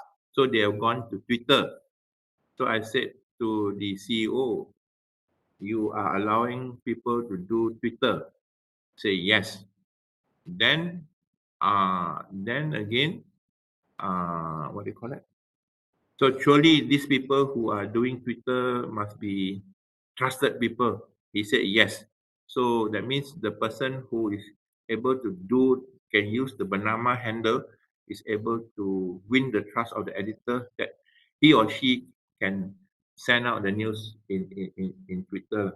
But of course, recently we had one mini controversy about the Bernama Twitter when we reported the IGP attending the one function at the KLCC where he was not on social or physical distancing, and that Twitter feed, that Twitter account, that Twitter clip was taken down by Bernama because it is sort of embarrassment, and then it led to Khairi Jamaluddin saying that there are some people in government whose actions compromises the integrity of the government. So sometimes when we are in the public eye, we really have to be careful because nowadays citizen journalism and the other thing also about people talking about the gadgetry, uh, we will spawn citizen journalism. Yes, or citizen journalism uh, does help news organization to find out what's happening in a given area. Like for example, now we hear that in Port Klang there is a massive floods. So it is through people who send pictures at 3 a.m., 4 a.m. Will alert the reporter because the reporter will no nobody would no PR practitioner will say hello Panama or hello Sinarian, there's a flood in Port Klang. No, these are as far as the news organizations are concerned. I would say that 80% of the news then, were sort of tipped off by PR consultants because it is always very managed. But nowadays, there's a new element where newsroom track citizen journalism for happenings. That is how we are able to operate. So that means you have people who track WhatsApp, track Facebook, so that you will know, so that you can, because you cannot be everywhere. You need tip off. So previously, there is this body of people called the public relations consultant. I think UITM, you also have public relations people. So then they are the ones who say, they are the ones who fill up the diary of the news organization, which what things to attend, that kind of thing. But citizen journalism is also a good place of development. But according to Dr. Rocky, he says that nowadays when young reporters who are fast with the gadgets and with ability to present the news will beat the citizen journalists because you belong to a credible news organization, and because you come from a credible news organization, people tend to go and search for this kind of news rather than somebody unknown, because you feel not uneasy whether, because once the reputable organization releases the news, then people say yes, there's no doubting about it, right? Okay, that's it. All right, Datuk. That is very, very an extensive explanation that you have Sorry to given be to us. long-winded. I'm not very good in short answers. It's okay, Dato. We really appreciate your explanation. It's very a fruitful input for us. So let's proceed with the question and answer session. I believe there are a few questions here in our chat box in Webex, and I believe there's also a few questions in our YouTube channel, Sasaran. So moving on to the first question from Damia Hadi. Dato, as a media practitioner yourself, how do you honestly consume news these days? Do you still read newspaper? That's a very good question. You know why? I thought I was caught up in the uh, digital revolution. So one of the things I did was to subscribe to New Straits Times and the Star because I am more on the. But when I subscribe to New Straits Times, I get three publications, Berita Harian as well as Harian Metro. So I can also take a peek. So the Bahasa Malaysia version, I can see what's happening, and then this the Star e-newspaper. However, I find that not that because I'm a columnist in the NST, I say NST is better lah. The Star has got the e-newspaper, but I find it very unwieldy, and sometimes because there's so much information in your mailbox in the I also subscribe to New York Times so that we can know what's happening around the world, and I also access BBC. Nighttime, if I can't sleep, I will go and listen to the BBC radio. It is good to keep abreast of what's happening, what is. So then, 2 weeks ago, I said, cannot lah. This one, I don't. I'm getting old. I cannot catch up with the news format on the tablet or the laptop or the smartphone. I decided to call up the news agent and can you please send the newspaper to my house? So now I also read the physical newspaper. So it gives, when you are not so harried in terms of your time, you can have a luxury of time to go slowly kind of thing. So previously I was saying that nowadays the print newspaper is not very clear. Then I better go to see the digital format. Then digital format, I can also make the font go bigger, maximum. But then again, I find that watching or reading the news on the screen is rather tiresome, tiring to the eyes compared to the newspaper. So now you ask the question. Sorry to go around about where combination of both lah. So I got print New Straits Times and the Star sent to my house, but the consumption of news would be from overseas would be New York Times that I subscribe. So they are so very clever. So I said no need lah. I think I better unsubscribe. I better look at the what do you call it? BBC is enough lah. I want to cancel because it costs about a month is about 45 ringgit lah. Okay lah, but I said never mind. I don't want to know. No, I don't want to know so many things about the world already. So when you want to unsubscribe, there is a chat box that pops up. What's wrong with us? They say. Why do you want to unsubscribe? Can I make you another offer? I give you cheaper lah by 10 ringgit or $10. So you pay by how many few dollars less lah. Then I said $2 less means what? Okay, I don't give you the cooking lah, the cooking program because in New York Times they have very good cooking programs. The how to cook this, how to cook tomato, how to cook this spaghetti. I know very creative lah. Say good, so I don't need to have this one because some of the things that in New York you can't cook here, and so okay, I said so they reduced the subscription. That you consume both print and also digital media as you can see, right? So I Right. think Datuk, we are running out of time. Good. So to those who have asked questions in the chat box, I will pick another question before we end. So a question from Iman Mutakin. Sedition Act and Official Secret Act (OSA) definitely have big impacts to media and press freedom. As an MPI trustee, also as an ex-journalist, do you think these acts will be abolished in the near future? What is your view of media freedom in Malaysia? Okay. During the time of Pakatan Harapan, when the Minister of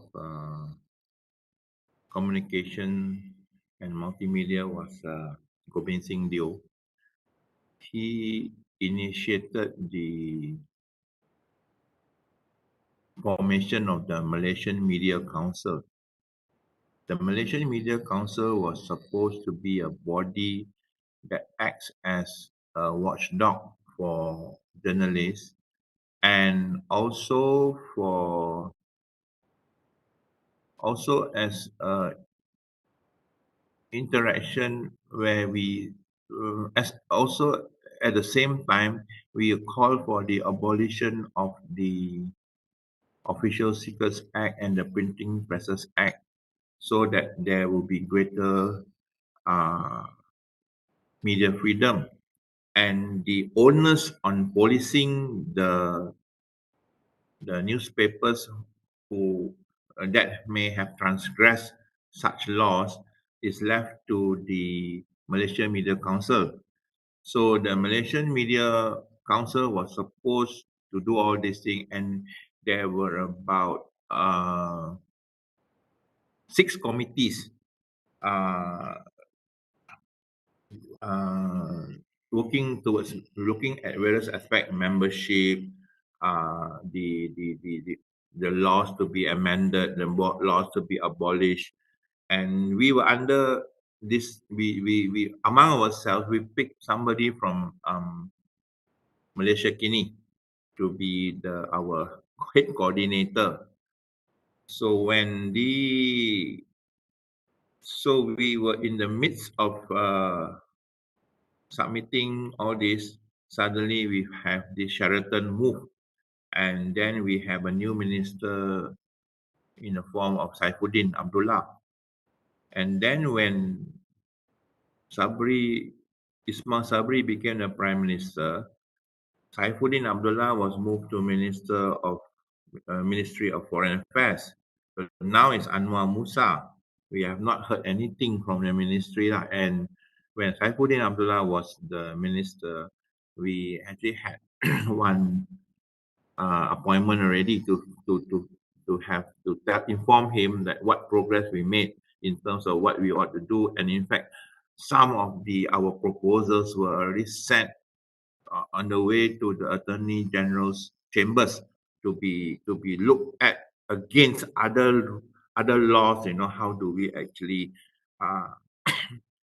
smoothen the thing so that media can operate in a more free environment, and you don't need to go to every year to get renewed, because there are some laws and some rules in the Printing Presses Act that were really absurd, like in terms of religion. In fact, like say even the publication of congratulatory messages for certain sultans or that, even that came under scrutiny, and this was not very not very useful, because certain religious sayings are part and parcel of the congratulatory message. So when this thing happened, you invite other bodies coming to us and ask you, why do you produce this thing in Jawi, that kind of thing. So it became very difficult. So but we don't know lah. So anyway, we are always hoping that the laws would be made uh, less cumbersome for journalists, because in I think about 2 months ago, we find that some of the police have been going after one or two journalists for listing down this. So sometimes we as practitioners we find the authorities as barking up the wrong tree, because whatever it is, The reporters are just wanting to tell the truth, tell what's happening in our country, and so that people who are entrusted with the responsibility of making this country better will be able to get alerted and and help this country become better. It's not about trying to wash dirty linen in public. No, as far as newspapers are concerned, we take a very responsible role. Yeah. Alright, Datuk, that is a very extensive answer, and we really appreciate that you have shared with us, especially about media freedom in Malaysia. As media students as well, we do hope that there is changes in the industry in terms of media freedom and everything. And I think we have come to the end of our session today. Thank you so much, Dato, for being with us today. Let's proceed to the photo session before our session ends. Okay. Thank you very much for staying with me. I hope I have been clear. If there's anything that I wasn't clear about, I do apologize because it's a forgetful old man these days. Yeah, thanks for inviting me to be with you guys. It has been a pleasure talking to you and trying to impart what I have. So I'm sure you'll be one day in your career you'll be able to flourish and become better than me. Alright. It is our pleasure, Dato, for um, having you here with us today. So let's proceed to the photo session, shall we?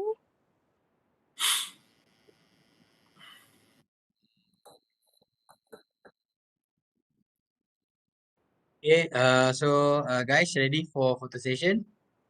Right, so everyone, okay, standby social media, standby untuk ambil gambar. Okay, ready semua? Okay, smile. 1, 2, 3. Okay, again, smile. 1, 2, 3. Okay, semua sekali sebut colloquium in 3. 1, 2, 3. Colloquium. Thank you, saudara Ahmad Bobby. Thank you, Datuk. Thank you. Thank you to our floor manager for today, Ahmad Bobby, and thank you again, Thank you, YBhg Miss Datuk Yong. Zulaika. Right? Thank you so much, Dato. It Nur was a Alia pleasure. Zulaika. Oh, you see, Yeah. what a long name you have. You Nur can call me Alia Alia. Zulaika. I hope your boyfriend remembers your name. So long. It is a Okay. pleasure to be. It is my pleasure to be moderating you today. Thank you so much again, Dato, Okay. for being with us today. But before we end today's session, I would like to announce that today's participants will stand a chance to win exciting lucky draws and giveaways. So after this session, head on to our social media Instagram page at Colloquium44 to see whether or not you are lucky to be winning exciting prizes from our sponsors for today.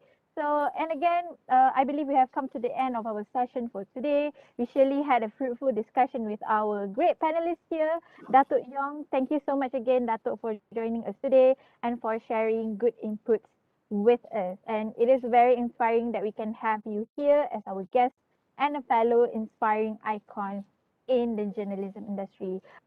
Before we end, I would like to remind participants in Webex, don't forget to fill in your feedback forms in order for you to get a certificate by the end of our program.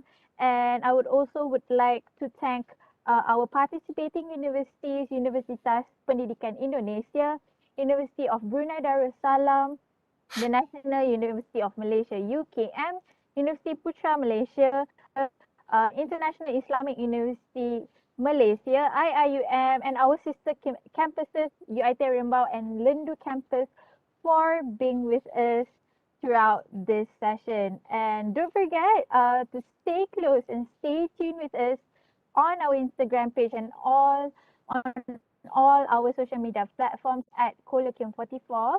To know more, because we have another session this evening, we will be featuring live from Qatar with the topic Transcendence in Journalism, Defining Journalistic Values in Content Creation with Miss Rawaa Augé of Al Jazeera Media Network. So with that being said, thank you. I'm Ala Zulaika, your moderator for today. Goodbye.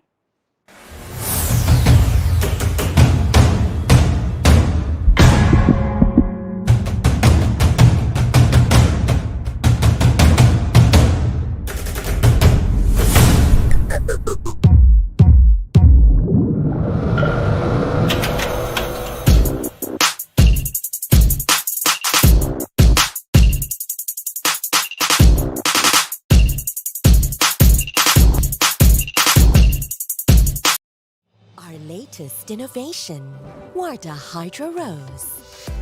The finest rose in Europe. Produce the pure avalanche rose oil. Combined with 72 hydrating active. Keeps you hydrated for 72 hours. Attain your beautiful, glowing skin through maximal hydration. Wardah Hydro Rose.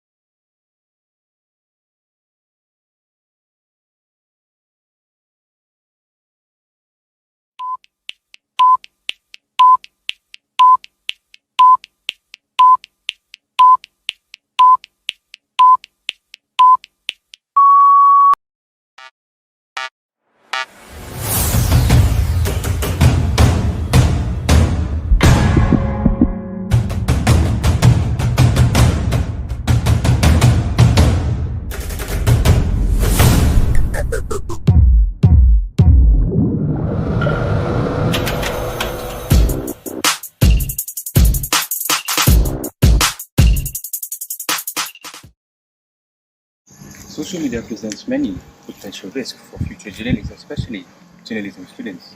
So, as the industry's future moving towards digitalization, many journalism students have been flexing their journalism prowess through online platforms, breaking stories, covering news in ways even the mainstream media cannot do.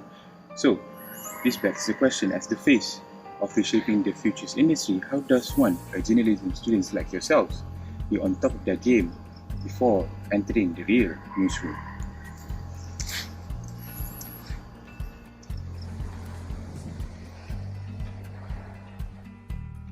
Perubahan dunia digital sekarang memerlukan wartawan untuk menjadi lebih peka terhadap persekitaran teknologi yang canggih, ditambah pula dengan kemunculan media sosial yang menjadi platform sekunder dalam melaporkan berita.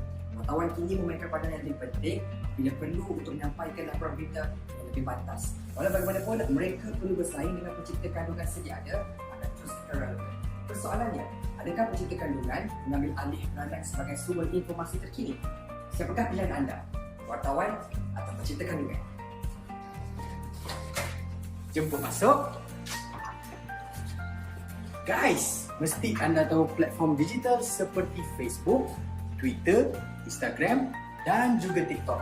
Ramai yang dah buat kandungan dekat platform-platform ini guys. Perkembangan pesat platform digital sejak mutakhir ini telah menyaksikan kemunculan ramai penggiat muda yang sangat berbakat dalam penghasilan kandungan kreatif digital. Peranan mereka ini telah membantu dalam industri kewartawanan tempatan untuk menyediakan dan menyebarkan kandungan kepada orang ramai. Nak tahu lebih lanjut? Jom ikut saya. A small number of giant technologies companies enable billions of consumers worldwide to easily access and use digital media via services such as search, social networking, video sharing and texting. As a result, these businesses are becoming increasingly essential in terms of news delivery and digital advertising. Legacy media such as broadcasters and particularly newspapers are becoming less relevant as news carriers, despite their continued importance as news creators. Hence, what challenges and opportunities does this evolution serve to the journalism landscape locally and globally? Action!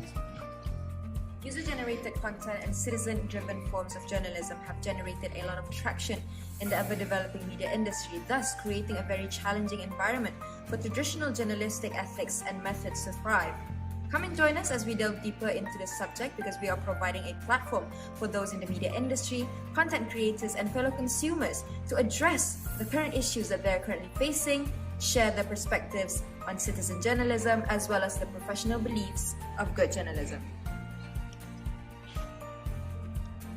See you there.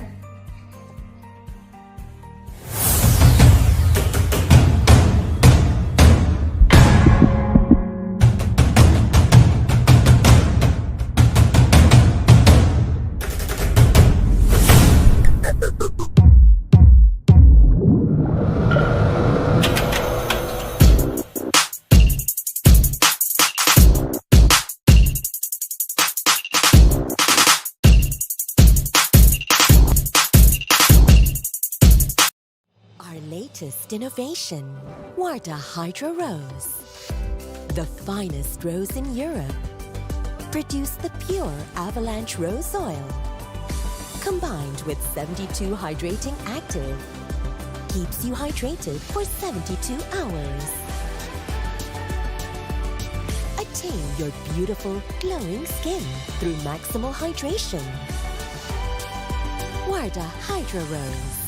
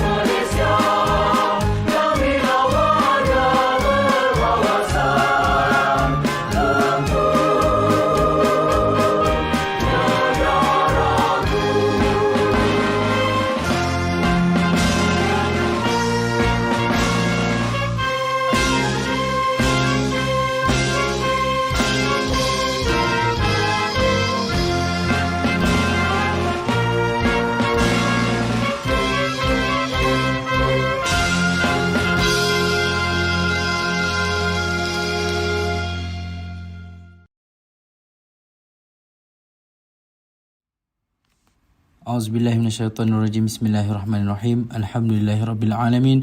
Wassalatu wassalamu ala asyrafil anbiya'i wal mursalin wa ala alihi wa sahbihi ajma'in. Allahumma shrah bil Qur'anil azimi sudurana wa yassir bihi umurana wa anzim bihi ujurana wa yassir bihi akhlaqana wa wasi' bihi arzaqana wa nawwir bihi qulubana ya arhamar rahimin. Allahumma ighfir li wa liwalidayna warhamhuma kama rabbayani shaghira. Rabbana la tuzigh qulubana ba'da idh hadaytana wa hab lana min ladunka rahmah innaka antal wahhab. Ya Allah ya Tuhanku, permudahkanlah segala urusan kami. Ya Allah ya Tuhanku, lancarkanlah majlis kami pada hari ini. Ya Allah ya Tuhanku, berikanlah kami segala kemudahan untuk majlis kami pada hari ini. Rabbana atina fid dunya hasanah wa fil akhirati hasanah wa qina adzaban nar. Wa sallallahu ala sayyidina Muhammad wa ala alihi wa sahbihi wa barik wa sallim. Walhamdulillahi rabbil alamin.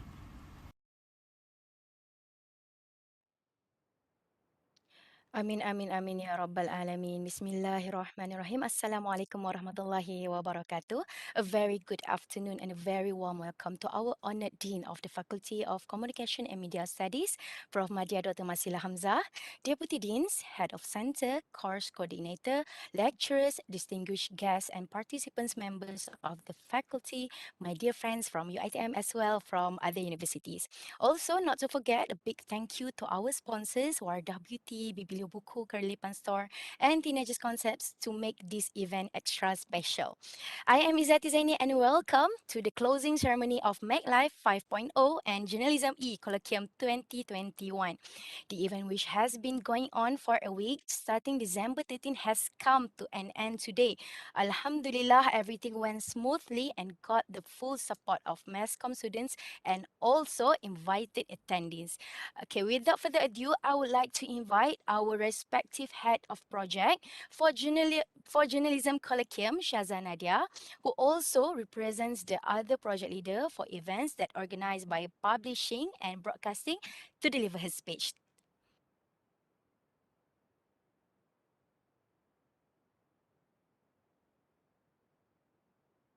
Assalamualaikum and a very good morning, a very good afternoon to our Dean, Prof. Madya Dr. Masila Hamzah, our Deputy Dean, Dr. Wan Hartini Wan Zainuddin, lecturers, professors, and all students here today. My name is Shazan Nadia. I am the project leader for this colloquium, also representing the Mass Media Center. Thank you for accepting our invitation to be here during the opening of our main event. Your presence is such an honor to all of us. Thank you. But before we get started, I would like to express my highest appreciation to my team who worked extra hard, staying up at nights and waking up early in the morning in making sure this event run as intended for your seamless experience. I would like to also thank the Mass Communication and Media Studies Faculty's management for giving us the opportunity to carry out and help support us through this event. Thank you to all the wonderful lecturers and advisors for our project who shared so much valuable knowledge with us all throughout the preparation of the actual event itself. It is also a great honor to propose a vote of thanks to everyone who helped us make the event such a success. We would like to thank our strategic partners for this program, Al Jazeera Media Network, Dibilek, the Creative Media and Technology Hub, CMT Hub, Media Prima, and the Persatuan Orang Buta Malaysia, for taking part and becoming strategic partners in our events. Thank you for an exciting and insightful partnership. We are also extremely grateful to all our sponsoring organizations, Wardah Beauty, Bibliobuku, Kelipan Store, and Teenagers Concept, for making this event run expertly. Thank you very much, great participants who have appeared in such a large number, not only from our faculty, but also from other institutions as well. We held several pre-events before the main event, which took place on Monday and Wednesday the same week. Thank you a lot to all who participated and contributed to the success of the events, and furthermore, off-stage events such as gatherings and meetings. This event personally was difficult on my end, what with the struggle of getting used to seeing my team in real life again, and also dealing with real in-time pressure of handling an event. It has exposed me to a lot of different challenges, which at times brought me to my knees.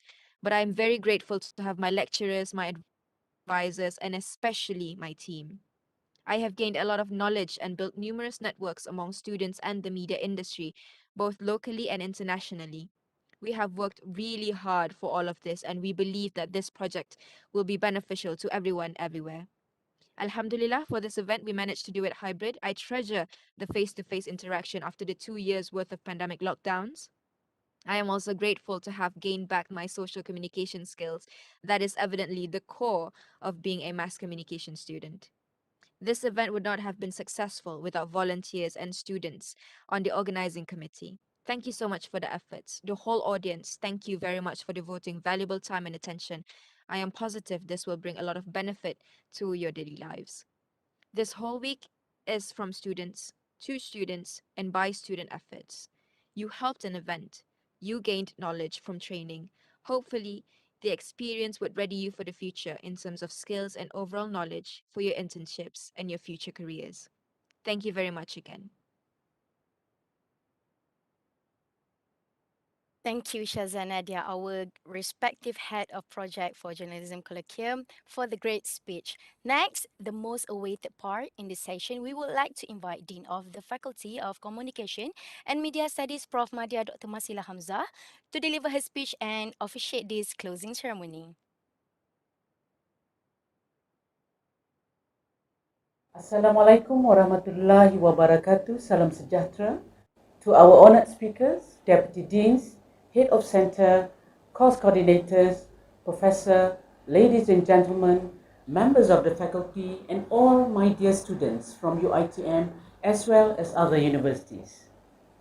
Ladies and gentlemen, it is my great pleasure to be a part of the closing ceremony of the MacLife 5.0 organized by final year students from the Center of Mass Media from Faculty of Communication and Media Studies.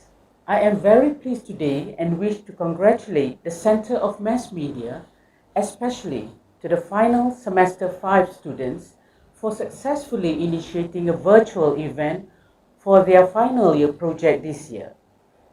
Today, technology again has proven its superiority in connecting us from different sides of the world and filling our needs to generate discussion between people, shrugging off geographic factors that has always stopped us from connecting physically. The COVID-19 pandemic has been with us over the last 2 years, and it has changed us a lot and brought its own challenges to our lives. In the academic field, the challenges in learning and teaching are no less formidable. With this sudden shift, students from the physical classroom in many parts of the globe to the adoption of online learning will continue to persist post-pandemic. While some believe that the unplanned and rapid move to online learning with no training, insufficient bandwidth, and little preparation will result in a poor user experience that is unconducive to sustained growth, others believe that the new hybrid model of education will emerge with significant benefits. For those who do have access to the right technology, there is evidence that learning online can be more effective in a number of ways. Some research, for example, shows that on average, students retain 25 to 60% more material when learning online as compared to 8 to 10% in the classroom. According to World Economic Reports last year, this is mostly due to the fact that e-learning requires 40 to 60% less time to learn than in a traditional classroom setting. Students can learn at their own pace, going back to rereading, skipping, or accelerating through concepts as they choose. There are, however, challenges to overcome. Some students without reliable internet access and technology struggle to participate in digital learning. There is a significant gap between those from privileged and disadvantaged background. Ladies and gentlemen, I believe and see that students in this faculty who are in fields of gathering knowledge in journalism, broadcasting and publishing continue to work tirelessly. Do not make this online distance learning challenge as an obstacle for them to continue to achieve excellence in their studies. Online and distance learning have opened up new knowledge to journalism students to hold online colloquiums. It is also connected students with more strategic and academic partners in other countries. Also, publishing students have explored virtual travel writing and adventures by applying maximum use of social media into producing an e-book, among others, for the Siri Kembara Academic Penerbitan, or known as SIKAP project. Broadcasting students have been more creative in producing their production through various platforms, streaming via YouTube, podcasting, and using other latest technology in the field. While we have yet to see whether these will apply to e-learning post-COVID-19, what has been made clear through this pandemic is the importance of disseminating knowledge across borders, the relevant industry, and all parts of society. If online learning technology can play a role here, it is unavoidable to all of us to explore its full potential.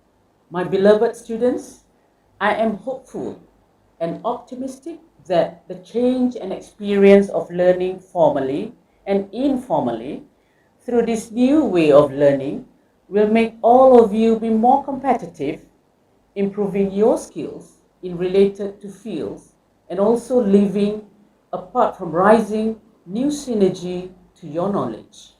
Finally, as Dean of the Faculty of Communication and Media Studies, I also would like to express my gratitude to speakers from Astro Awani and Media Prima for participating in this event.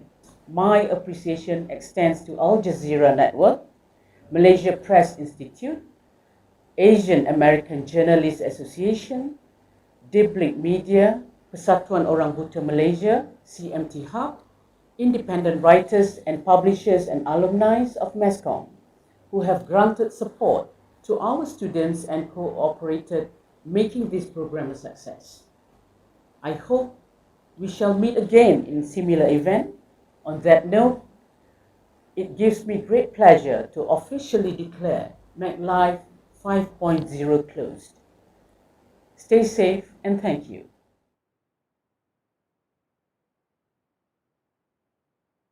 Thank you, Prof. Madya Dr. Masila Hamzah, for the wonderful speech. Next, let's us watch the prepared closing montage for Colloquium and MacLive event. Have a pleasant view, guys.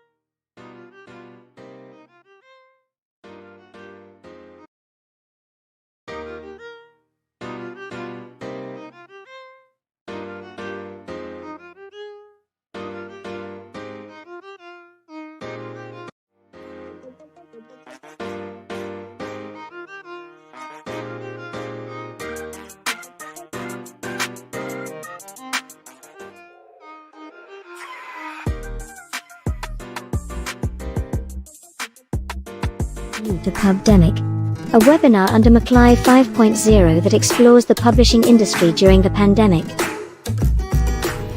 But how has the pandemic affected the book publishing industry? There are many young people who begin to venture into the book industry, and this gives the publishers the opportunity to promote their new books on social media, as well as giving them the chance to come up with new strategies to attract more consumers.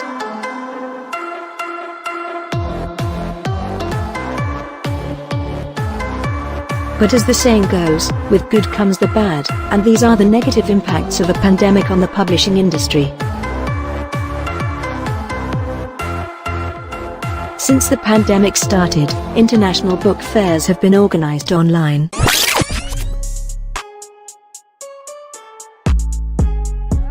Pastinya kalau minggu ini, mana-mana negeri yang di fasa 4 kan dah sungai menjadi faktor utama. Ada TikTok dan sebagainya. Mungkin ada sebenarnya kena tahun demi tahun kita mendengar kes-kes sebegini. Sebanyak 7 biji 4x4 akan menuju ke lubuk kawah berhampiran dengan banjaran Titiwangsa.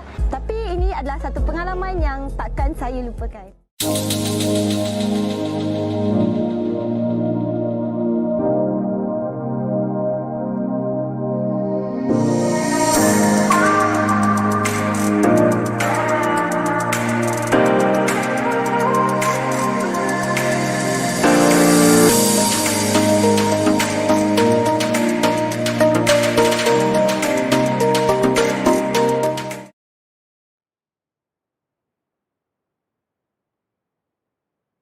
Wow, what a nice montage. Okay, so following to that, now we will have a photo session. So I hope everyone could turn on your camera to participate together in this photo session. Can everyone turn on your camera? So our social media team will screen capture or screen record. Okay. Okay, our social media team, are you ready? Okay, so I will count to 3. Okay, 1, 2, 3, smile. Okay, another one. 1, 2, 3. Gaya bebas. 1, 2, 3. Okay, last one. Sebut colloquium, okay? 1, 2, 3. Colloquium.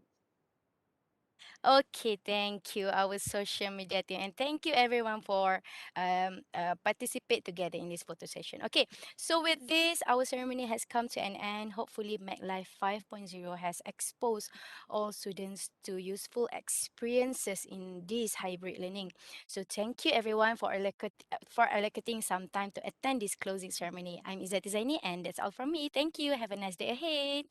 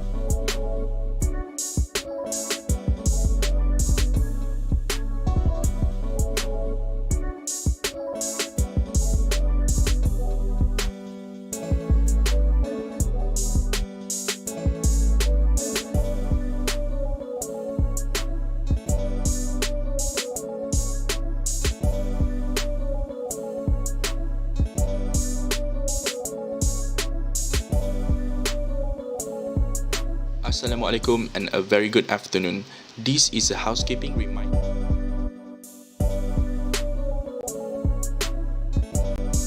Assalamualaikum and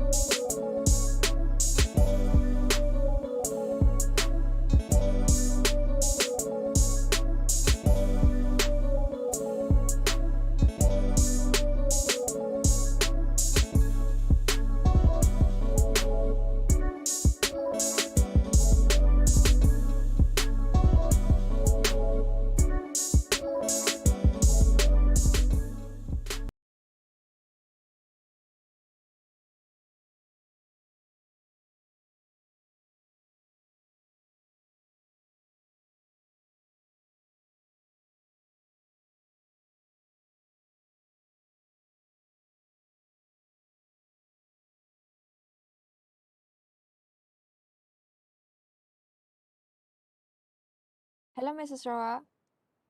We would like to ask you to test your mic. We can't hear you.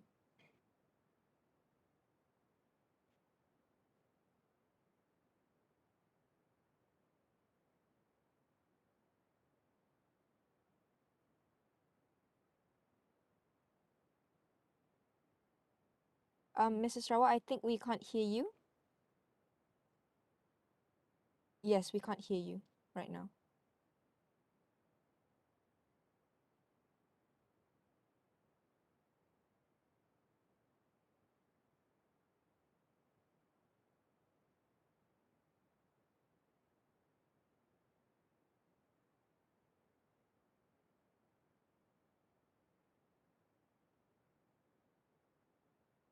Hello, Miss Rawaa.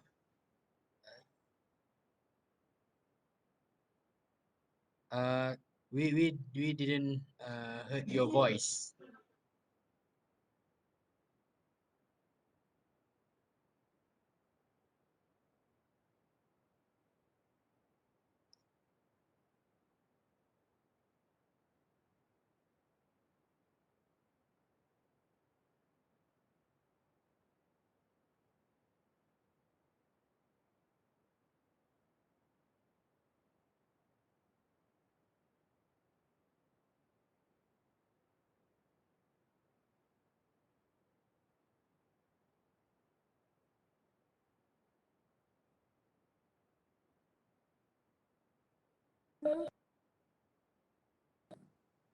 Hello?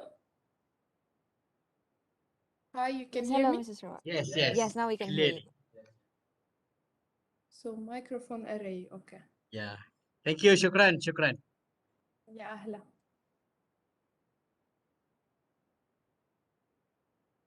So I'm sorry, we have the National Day here. So they usually go on parades in the cars on the 18th of December, but since yesterday was the weekend, they went yesterday night. So in the area where I live is where they usually come and dance in the streets. So they stayed dancing until 4 in the morning and they didn't let me sleep. So I'm sorry that I need my coffee. It's okay. No problem, Miss Rawaa. So we will start in 10 minutes more. Okay, great. All right. Thank you, Miss.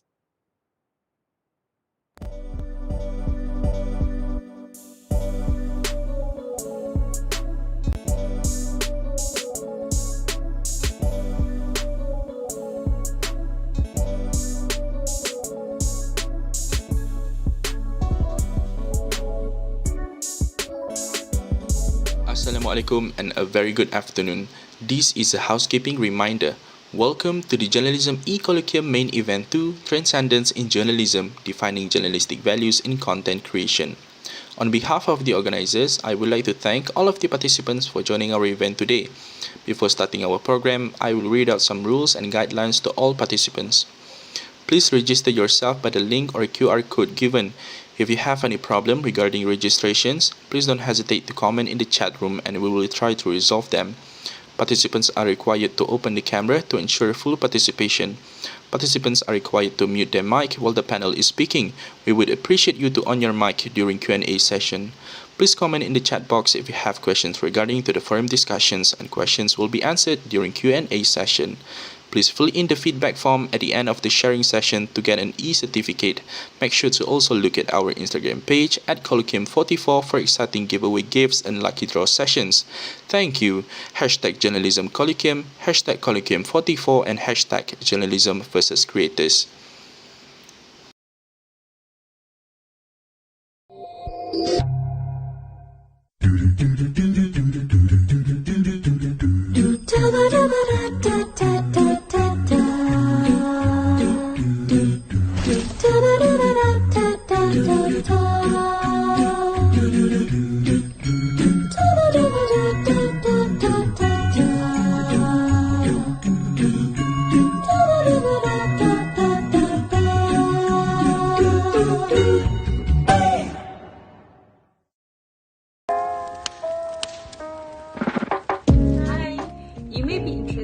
passionate about journalism, but what really makes someone an effective journalist. These are the good qualities if you want to pursue these careers. First, you need to have a way with words, good writing skills, effective communication, and allow you to share your messages and ideas with clarity and ease. Secondly, is investigative skills. Journalists reports based on facts and evidence, not on emotions and opinion. They also need to be resourceful and credible. Third one, to implement good ethics in this industry. You're not the only journalist around. Some people might forget their own principle just to get ahead of the chaos, but not least, do not do biased reporting. Whenever you report an article, it's always important to interview your sources and all parties. That is it from us today. Thank you.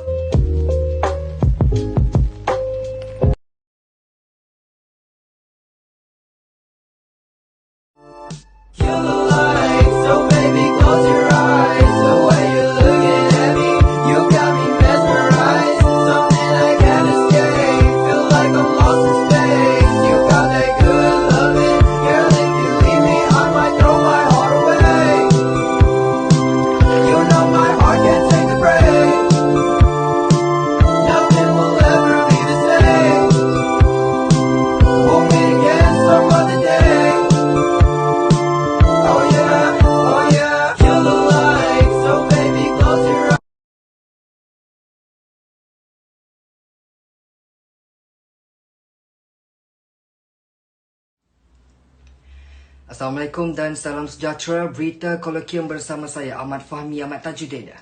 Program Dwi Tahunan Kolloquium yang dianjurkan oleh pelajar semester 5 Kursus Kewartawanan Fakulti Komunikasi dan Pengajian Media YBhg Shah Alam bakal kembali bagi membincangkan isu-isu kewartawanan masa kini. Pengarah program Syahza Nadia dalam kenyataan berkata, program selama 3 hari tersebut bakal menampilkan barisan panelis terkemuka dalam bidang penyiaran dan kewartawanan tanah air. Sejajar dengan sambutan 50 tahun Sekolah Kewartawanan di Malaysia, Kolloquium yang membawa format atas talian kali ini menjadi platform utama bagi meraihkan kewujudan dan sumbangan profesion kewartawanan di Malaysia. Program tersebut bakal berlangsung pada 13, 15 dan 18 Disember 2021. Orang ramai dijemput hadir bagi memeriahkan program tersebut. Maklumat lebih lanjut boleh layari Instagram Kolloquium 44.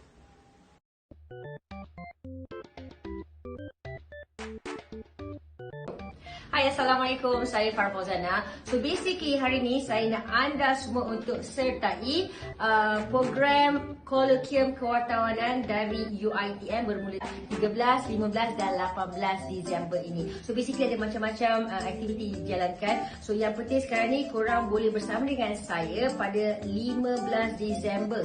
Waktunya bila? Macam mana nak tahu? Korang kena follow Instagram Kolloquium 44. KOLOKIUM 44. Follow je Instagram ni. Tekan notification. Korang tahu bila kita jumpa pada 15 Disember ni, insyaAllah. Apapun, jangan lupa hashtag Journalism Kolloquium, hashtag Kolloquium 44. Banyak benda nak cakap ni. Hashtag Journalist versus Creator. Dan hashtag We love each other. Jumpa nanti. Bye.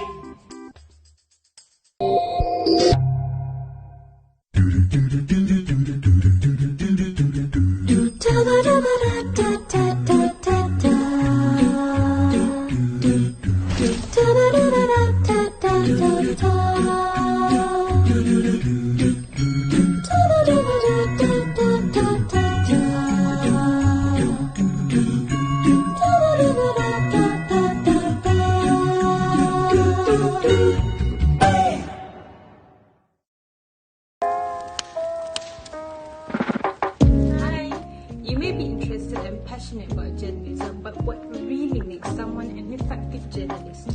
These are the good qualities if you want to pursue these careers.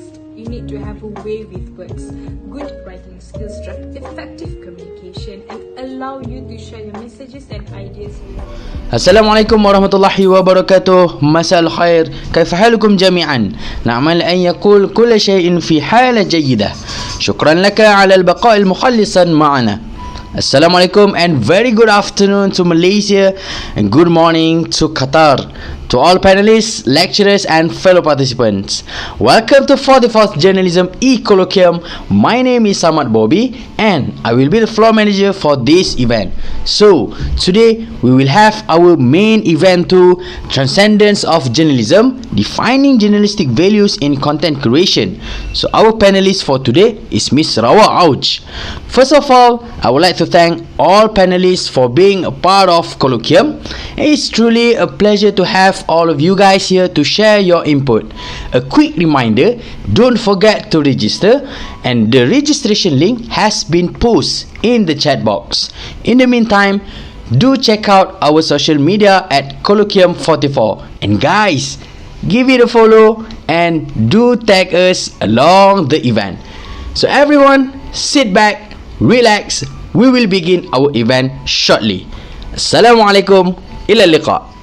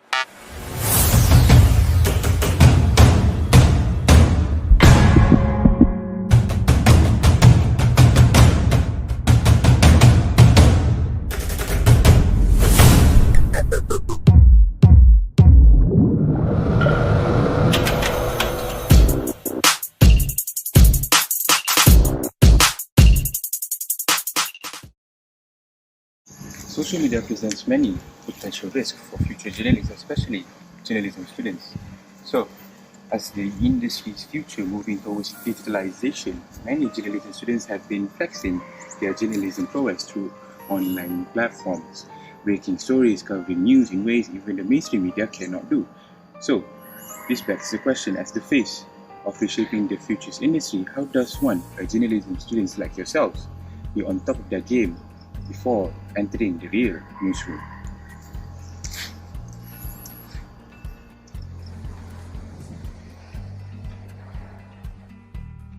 Perubahan dunia digital sekarang memerlukan wartawan untuk menjadi lebih peka terhadap persekitaran teknologi yang canggih. Ditambah pula dengan kemunculan media sosial yang menjadi platform sekunder dalam melaporkan berita. Wartawan kini memainkan peranan yang lebih penting bila perlu untuk menyampaikan laporan berita yang lebih pantas. Walau bagaimanapun, mereka perlu bersaing dengan pencipta kandungan sedia ada agar terus relevan. Persoalannya, adakah pencipta kandungan mengambil alih peranan sebagai sumber informasi terkini? Siapakah pilihan anda? Wartawan atau pencipta kandungan? Jemput masuk. Guys, mesti anda tahu platform digital seperti Facebook, Twitter, Instagram dan juga TikTok. Ramai yang dah buat kandungan dekat platform-platform ini guys. Perkembangan pesat platform digital sejak mutakhir ini telah menyaksikan kemunculan ramai penggiat muda yang sangat berbakat dalam penghasilan kandungan kreatif digital. Peranan mereka ini telah membantu dalam industri kewartawanan tempatan untuk menyediakan dan menyebarkan kandungan kepada orang ramai. Nak tahu lebih lanjut? Jom ikut saya. A small number of giant technologies companies enable billions of consumers worldwide to easily access and use digital media via services such as search, social networking, video sharing, and texting. As a result, these businesses are becoming increasingly essential in terms of news delivery and digital advertising. Legacy media such as broadcasters and particularly newspapers are becoming less relevant as news carriers, despite their continued importance as news creators. Hence, what challenges and opportunities does this evolution serve to the journalism landscape locally and globally? Action! User-generated content and citizen-driven forms of journalism have generated a lot of traction in the ever-developing media industry, thus creating a very challenging environment for traditional journalistic ethics and methods to thrive. Come and join us as we delve deeper into this subject, because we are providing a platform for those in the media industry, content creators, and fellow consumers to address the current issues that they're currently facing, share their perspectives on citizen journalism, as well as the professional beliefs of good journalism. See you there.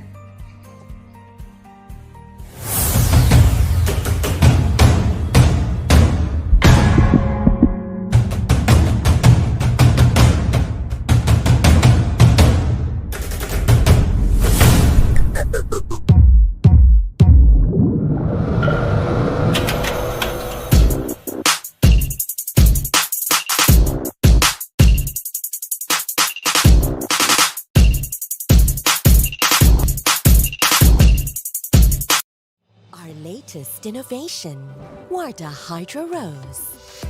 The finest rose in Europe. Produce the pure avalanche rose oil. Combined with 72 hydrating active. Keeps you hydrated for 72 hours. Attain your beautiful, glowing skin through maximal hydration. Wardah Hydro Rose.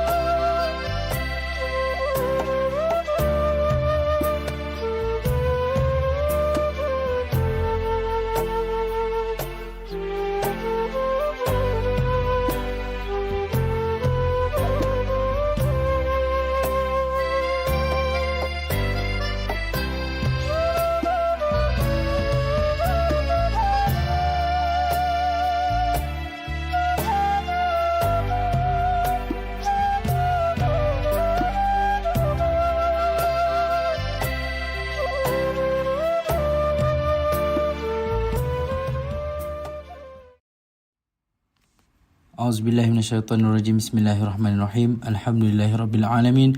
Wassalatu wassalamu ala asyrafil anbiya'i wal mursalin wa ala alihi wa sahbihi ajma'in.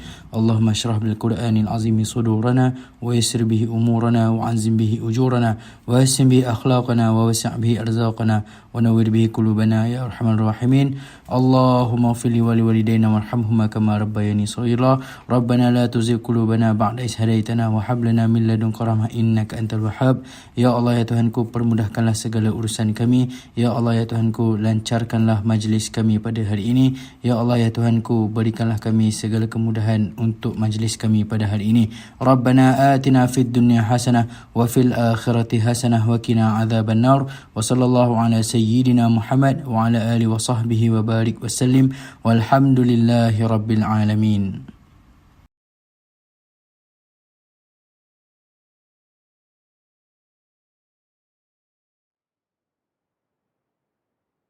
Assalamualaikum, good afternoon Malaysia and good morning Qatar, and a very good day to everyone watching us live from Webex and YouTube. I am Shazanadia, your host for the 44th Journalism E-Colloquium, where we are going to discuss the topic of transcendence in journalism, defining journalistic values in content creation with the brilliant Mrs. Rawaa Augé. But before we begin, the 44th Journalism E-Colloquium would like to thank our sponsors for the event. We greatly appreciate Bibliobuku, Kelipan Store, Wardah Beauty and Teenagers Concept for making this event happen. Also to our strategic partners for this program, Al Jazeera Media Network, Dibilik, and Creative and Technology Hub, CMT Hub, for being part of our program. Not to forget, those watching us live through YouTube channel, do not forget to like and share this live event. Bring your friends, bring your family, bring strangers even. The more the merrier. And I think it is time to introduce our panelists for today. Let's take a look at the prepared montage.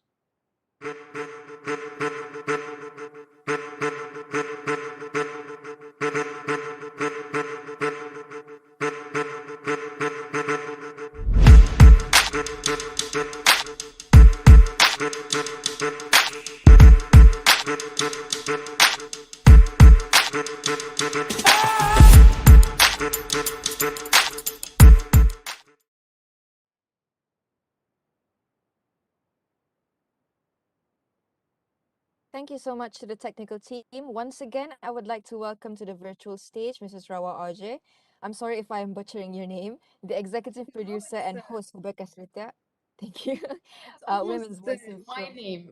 My name is Rawaa, which is a very tough letter to pronounce. So Rawaa Augé, but you're doing it almost fine. Thank you so much. Rawaa Augé, the executive producer and host for Webex or Women's Voices from Al Jazeera Network. We are so happy to have such a prominent and inspiring figure with us today. So, Mrs. Rawaa, how are you today? I'm good. I'm very sorry. I was telling your friends before you joined that we had until 4 a.m. parades for the National Day. So I'm a little bit sleepy, but I'm sure I'm well prepared. We hope that this event would not be such a burden to you. No, not at all. I'm very happy to be part of it. I'm really very happy. All right. Thank you. Before we begin, I would like to reiterate that our topic today is the transcendence in journalism, defining journalistic values in content creation. So without further ado, I will move on to our first question. Yes, go ahead. All right. So, Mrs. Rawat, we understand that we are currently living in an era of information overload. What with the existence of content creators popping around like wild mushrooms after the rain, despite being highly controversial, we often find ourselves gravitate more to content creation than actual journalists themselves, unless for, in quotation, important content. So, in your opinion, how does journalism differ from content creation? Well, it depends on what kind of content creation, like you said. Now we also have journalists who are doing content, who are creating content, but at the same time, not every journalist is creating a journalistic content. So I think what's more important, if we go for the three main principles of journalism, is you are going to report on a matter to try to build a public opinion, to change something towards the better. And I think the main problem nowadays is that a lot of the content is not aiming at that. Sometimes it falls just into storytelling, but what does it say after? Like for me, for example, I find that over focusing on individual success stories without putting it in the context of what was not working to begin with in the system, and then how did this person achieve it, and who helped and what can help the others. It's putting too much weight on individuals, especially in the Arab world, where you have a lot of wars, a financial crisis, and so on. So when we focus only on one single person who made it by herself, sometimes even they're coming from privileged family, or they had a very minor chance of having a scholarship or having a mentorship that help them thrive, I think it's putting too much weight on other individuals who will not have the same chances. We kind of, I call it the toxic positive attitude. So from the toxic positive attitude, I think a lot of journalists are falling into that. A positive story needs to say who should be involved in it, who can help, and what are the institutions that need to be part of this success. It's not one person success. It should be a success for a lot of people, for the community itself, as well. So if we're going to take that, if we're talking about journalists doing content creation, I think some of them are falling into the over focusing on the positive, personal positive, instead of making it the political as personal, like the broader scale of journalism, of the focus. And then, of course, you have people who are doing editorials. Editorial is an opinion. And I'm 37 years old. I still don't find myself entitled enough to write editorials, unless maybe if it's on social topics, which now I think I'm an expert on. But when you find someone who didn't really have a broad experience already starting to write editorial, create a content that is more his point of view, the way he sees things or she sees things, I think we're falling away. And then, of course, there's the content that is more entertainment. There's a lot, the content is broader than just journalism. Journalism is reporting on the matter to try to for the better good of the public opinion. So this is, I think, the main difference.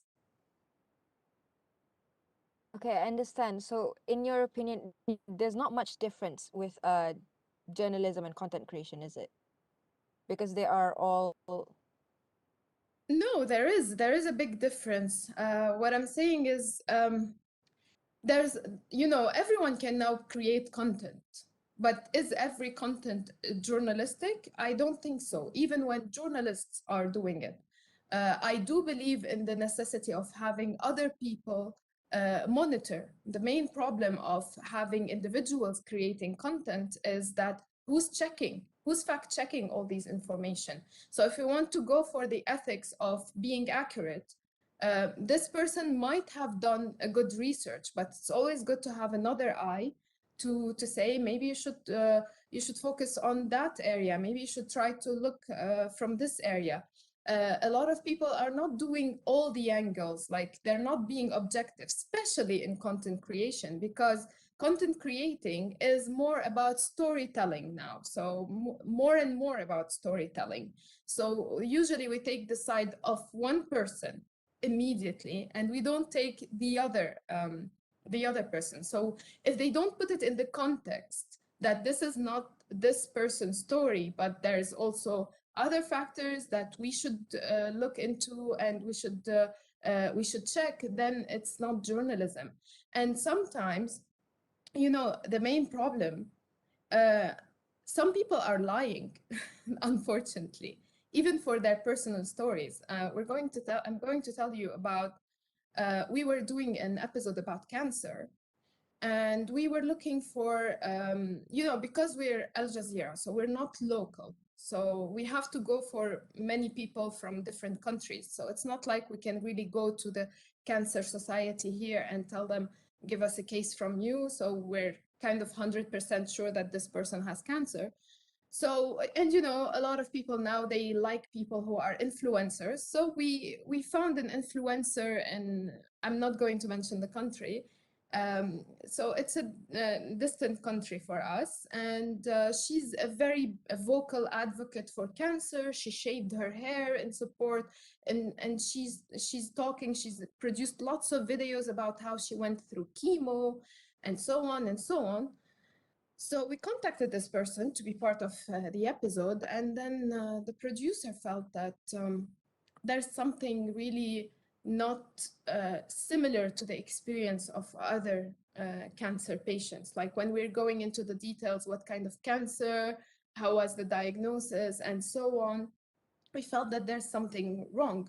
So in the end, which we don't normally do with patients because we want to be like sensitive, in the end, we were doubting so much to the point that we told her, can you please send us your medical file? And this is when she confessed that she was never a cancer patient. It was a friend of hers that got cancer, and she just shaved her hair in support of her. And then when the video went viral, she started making all these videos.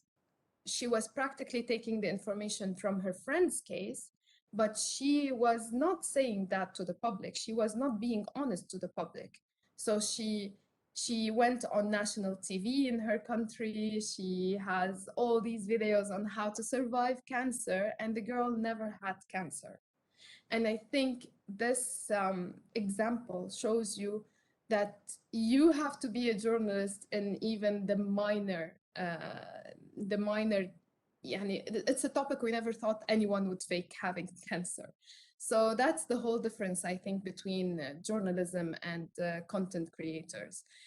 We are now, I think, the industry of journalism and the role of journalism is moving towards more being fact-checking and monitoring what people say. Is this accurate? When they throw out statistics, in order to prepare for this colloquium yesterday, I checked Nas Daily because, he's English speaking. I didn't want to give you names of bloggers or YouTubers that I watch in Arabic and you don't relate to. And so he mentioned that a human mind is not built throughout history. A human mind cannot handle more than 150 French relationships in his mind, 150 friendships. And that's why a content creator is not built to handle all this connection with people, with millions, with haters and so on. But who checked this number? Like, where did he get from that it's only 150?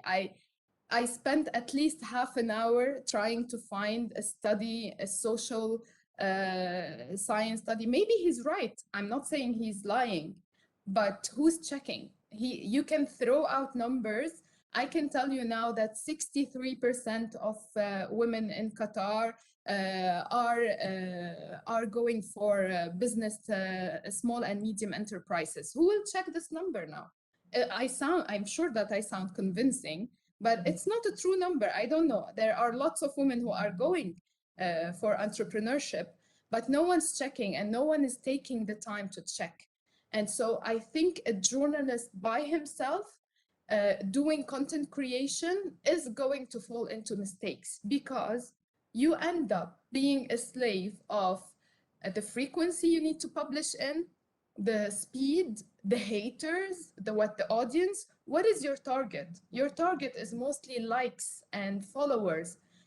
And when you fall into that, you fall into lots of mistakes because you will never please everyone. So I've been subject to mass bullying, to small bullying. It always affects you more than the others who actually like you. And you cannot please everyone if you want to just keep focusing on the audience. And this is the main difference between a journalist and a content creator. A journalist doesn't care what the audience, he should not care what the audience wants or thinks. He should care about what's the better benefit of the audience from knowing the information. It might not be viral. It's not viral to know what the politicians are setting as laws. It's never something really interesting, but it affects his life, and that's what he needs to know. Yes, I completely agree. I think it all boils down to journalism ethics in a way. So, with saying that, as journalism students, we are constantly drilled on ethics and morals on becoming a journalist. So, for example, in Malaysia, much like any other country, we practice the ethics of journalism, such as truthfulness, accuracy, objectivity, impartiality, fairness, and public accountability. So we highly regard the written and unwritten rules of journalism, even while working off hours, while content creators seem to not abide with said rules. So do you think that content creators practice or even care about journalistic ethics when creating stories? No, I think very few of them do. And they don't need to. And no one's asking them. No one's holding them accountable. I know viral videos that seem very full of information. No one's even reporting, even when they're saying wrong information. You have videos, all these. I'm sure you've seen a lot of those fake videos. No one's even bothering to report them. And no one's also bothering to tell the audience that not everything that is on YouTube is actually true. You know, the majority still thinks that YouTube itself has a vetting mechanism that checks the information within every video and that is not going to publish anything wrong on it. The same thing, the majority thinks that Google results is like checked by Google and every website that is on it, then it's they don't understand how the internet works. The internet is just a platform where you have everything. And this is scary for me. This is scary because I've seen also people, especially the older generation, fall into a lot of conspiracy theories. You know, my mother-in-law, she's now paying 300 euros per month, which is a big amount for someone who's on retirement in France. So she's paying to this association that sends her direct news. They say that it's true news, it's the honest news. That's how they promote themselves. And they say that they're going to put on trial every leader of the world. And she believes it. So she was anti-vaccine. She was into all these theories that the younger generation created COVID to kill the elder generation. She was all into all that.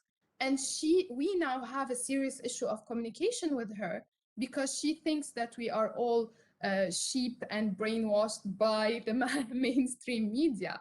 So this is very scary for me. All this platform online.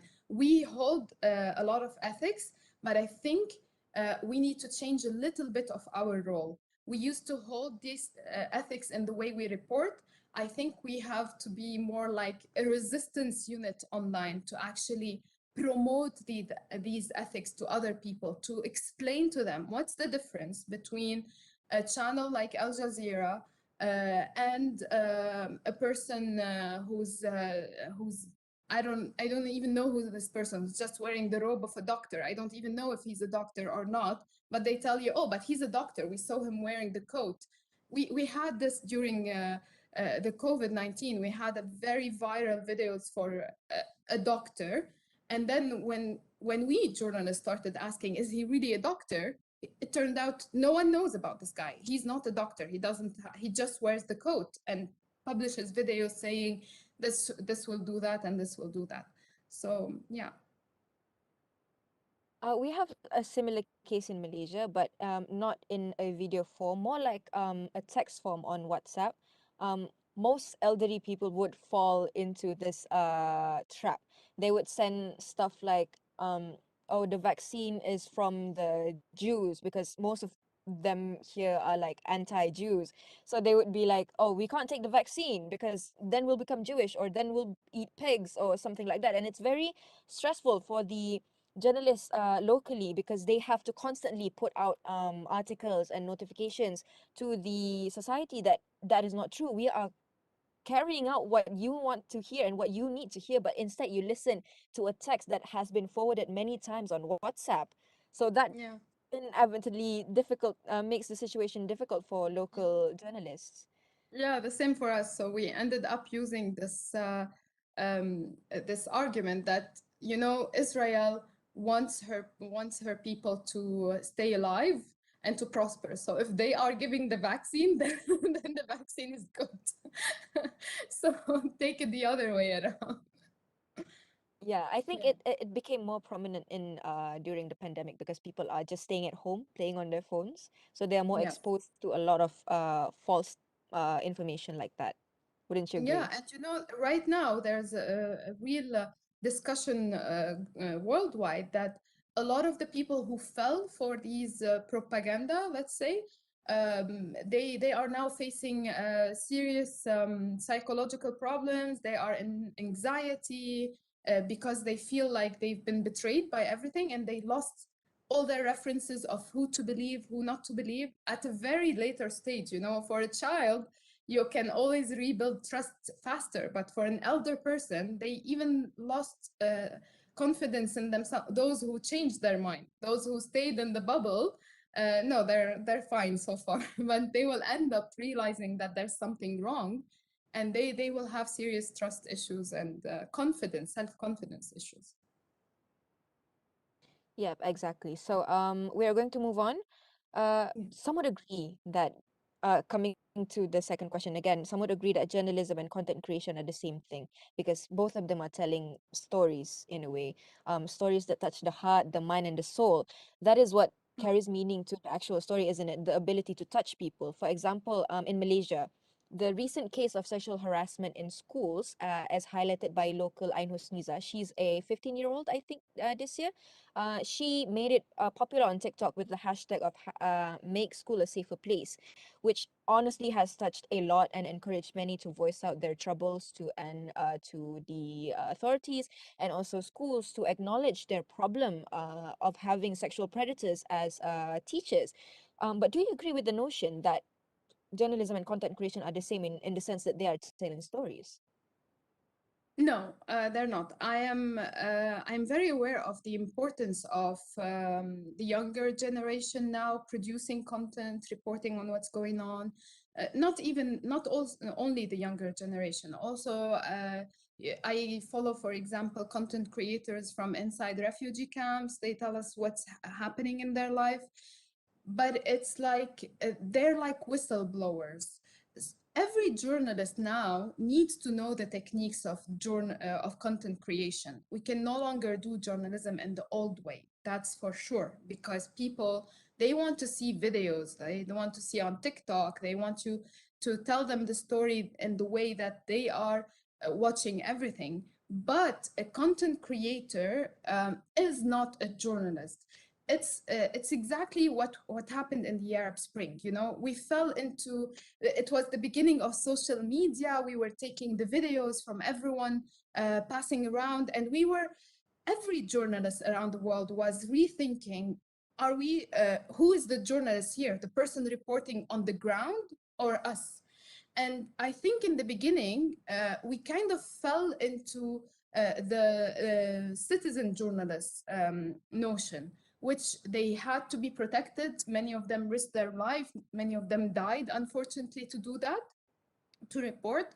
But when we started facing the mistakes, when we started facing fake videos from some of these citizen journalists just because they wanted to stay in the light, just because they wanted to keep their channels going or their pages growing, when we started having videos from Iraq portrayed as videos from Syria, and then all this problem, this is where we realized that no, a citizen journalist is an eyewitness, is what originally in the old school of journalism is an eyewitness. This girl at school, she's an eyewitness, but this girl cannot take the conversation so far beyond her school. She cannot take it as a journalist can take it to the parliament to have to set new rules, to the Ministry of Interior to try to find new mechanism of monitoring, of following up, of reporting, of dealing with it.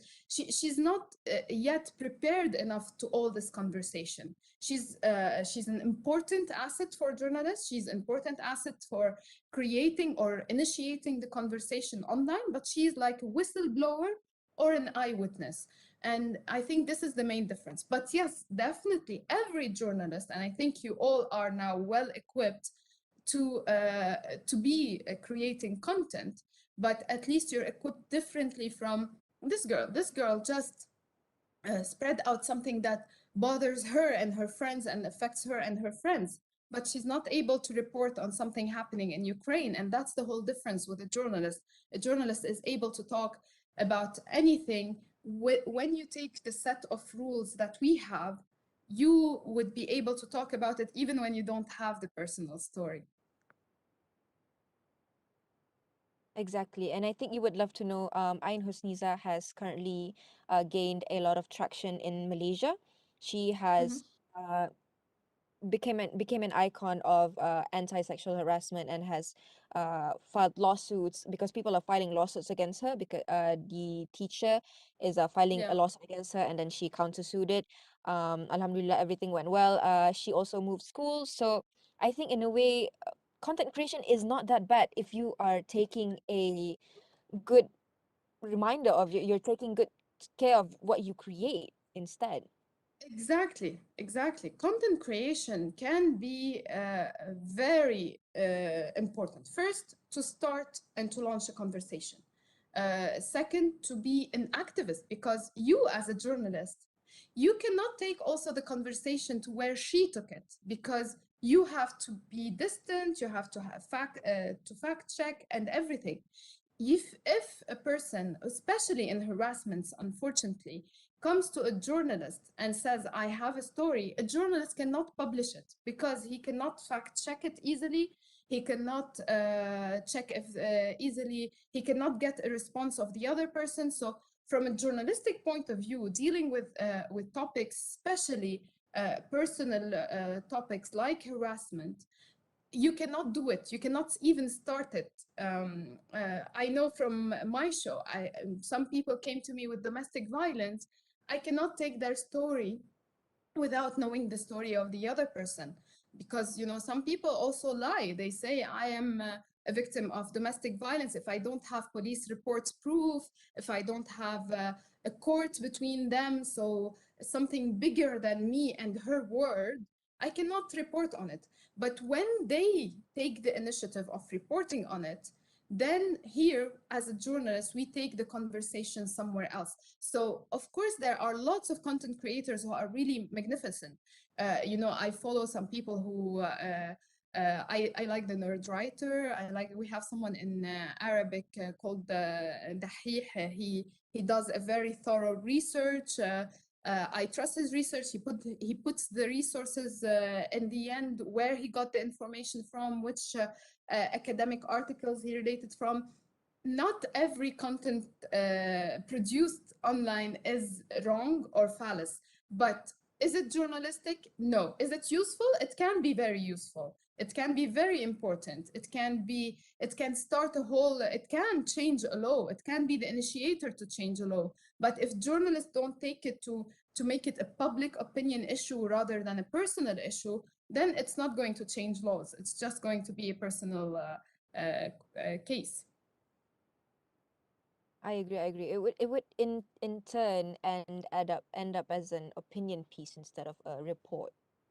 Yes. And I believe that especially in harassment nowadays and in Me Too campaigns, we are having so many problems in the Arab world reporting on this, because mostly the harassers, they go for the law to say that these people or these accounts are just ruining my reputation, and so it's still tricky. But I believe that this is the only way. You need to produce your own content in this case. You need to, but you need to know the laws, and that's the difference also with journalists. We know the laws. We know what we can say, what we cannot say. You need to know the laws to stay protected as well. I agree very much with everything that you said just now. So we are moving on to the next question. So emergence of social media has created a sudden shift in the dynamics of societal structure in a way of collecting information. It is of course the age of online, so everything is literally at the tips of your fingertips, and social media is currently hogging the limelight to capture as many netizens so that they are able to indulge and express their thoughts and ideas through social media as as well as becoming a catalog for everyone to just go online and look for something that they want to.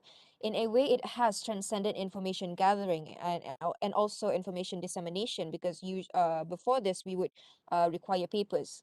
We would require formal letters just to ask for a certain piece of data. So it has gone beyond physical boundaries. So what is your opinion on that? Um, so, so of course I am very grateful for all this technology, to be honest. It helped us reach a lot of people. It helps me from my little office in my apartment follow on stories, but you also have to be very careful. It made things easier. It made things faster. Most of the times, before even going filming, now we prepare with the people, we meet with them on Zoom, we know their story more, we talk to them on WhatsApp, we ask them for a video, but all these, it needs to be vetted. You cannot take a tweet from someone, from an account, and say that this is the truth. You need to check, who is this person? Where is he from? You need to get a little bit of proofs as well. And I remember that there was an account that was very, had a lot of followers, and unfortunately it did a lot of harm for the Syrian people. Because it was reporting on what's going on in Syria, and that he's in Syria and he's just English speaking. And he was mentioned by New York Times, The Guardian, Independent, all the big news networks. And then 2 years later, they discovered that this is a guy in India who's having the account, and he's never been in Syria. He takes some of the information from accounts and he translates them and he puts them. He was acting out of good intention, but no one actually bothered to check, is this guy really in Syria? How can we prove who he is? And because he's English speaking person, actually the person who discovered his story was an Arabic speaking journalist who was like, how come you don't speak Arabic? How are you getting by? I know Syria, and not a lot of people in the rural area where you live actually can speak English. And from what we're seeing, there's no ISIS and foreign fighters in this region. So how are you getting by? And this is how slowly he revealed that this person is fake. So yes, it helped us a lot. That's why it changed the role of journalism. I think we can no longer be fast. We can no longer be breaking news. The breaking news is already way before us on Twitter and on Instagram Live and on Facebook Live, everywhere. So we have to forget about being the first to report on this. We're never going to be the first anymore. It's the people on the ground living it who are holding their phones and opening it live who are reporting it first. But what we need to do is to have to kind of make a methodology of how we can work with this partnership, how we can be sure of the information that we're collecting online. Yeah, I also agree that technology, while brought us many benefits in terms of getting information, it also pushed us back in a way that we can't do news that is news in a way, because news is in general something new.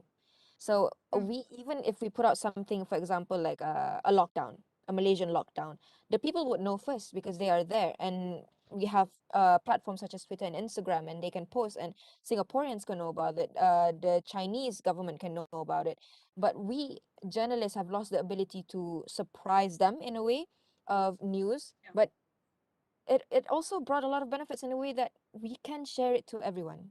Nobody is limited to a certain amount of information. Yes, exactly. Like now, of course, I can even know what's happening in Malaysia. Now, for example, I'm preparing so many ideas around so many things in the world. 10 years ago, I wasn't even able to know anything really about Rwanda, for example. I'm thinking about going to Rwanda. I'm just like Googling countries and what's going on. Before that, the only material available on Rwanda was from one article in The Guardian, the fact sheet from the CIA, the Wikipedia page, but there was no actual journalist local website that I can relate to and that I can search. So of course I am with the technology, but we have to bear in mind that the technology and the social media is changing freedom of expression and is changing the press, the freedom of the press. I believe that what we are not really aware of is how algorithm is very undemocratic and how it is anti-press and anti-freedom of press, because algorithm is about people who are viral, people who have followers and so on. You know, the people who are mostly followed in the world are singers and dancers and so on, which is good because, you know, we always needed entertainment. That's how life always happened. Entertainment had always more viewers than actual news. But when people start turning to these artists for information and they start taking their information from them instead of news outlets, then we're having an imbalance. When you have people also doubting the news outlet because that's what one artist told them, that the mainstream media is just lying and brainwashing us. And so what is the alternative? Who's doing the alternative? And this is where I think we are in direct confrontation with the algorithm. And I think until we bring it to a direct discussion with Facebook, Twitter, Instagram, Snapchat, and all these TikTok and all these platforms on how they can support actual content from journalists, actual news content, news, purely news and facts, then we're going to have a problem. Yep, exactly. And I'm just putting out there because most of the articles that I've read that are written by students often refer to a Wikipedia. We all know Wikipedia is very infamous for its inaccuracy and constant changing of information. But I read another article, or was I watching another video, that they have certain people who are moderating the pages. They can be Yes. somehow accurate, but what do you think? Should it be trusted? I think Wikipedia changed over the years from when it started. I think when it started, it couldn't be trusted because I personally went and edited so many pages with information about the Arab world, like what's the conflict of Israel-Palestine. I personally changed information in it, but I think over the time, I see now that it has more and more. Especially with the big topics. For like my page, my own page, someone started it on Wikipedia, and it was full of wrong information. So I went in and I edited it myself. So I'm sure that Wikipedia didn't take the time to bother and actually fact check neither my information or the information of the person who created it. But for bigger topics, I think it's doing some monitoring. And I think it all started when they realized all these problems. You know, I personally donate to Wikipedia on a yearly basis, and I encourage people to donate because I think that this donation is producing at least more important content than or more solid content than anything else. So on big topics like the historical monuments in Turkey, I'm sure the Wikipedia page is not that bad.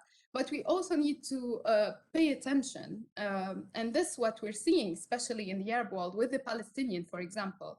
When you ask Siri, what is Palestine, what is the Palestinian conflict, then the information in it is really an information from an Israeli point of view, or at least from a pro-Israeli point of view. So we need to be really very focused on this. We need to teach people to make them more aware of how what they see online is not true. We need to teach them how a journalist mind works and how we try to find the information from so many sites to actually produce a more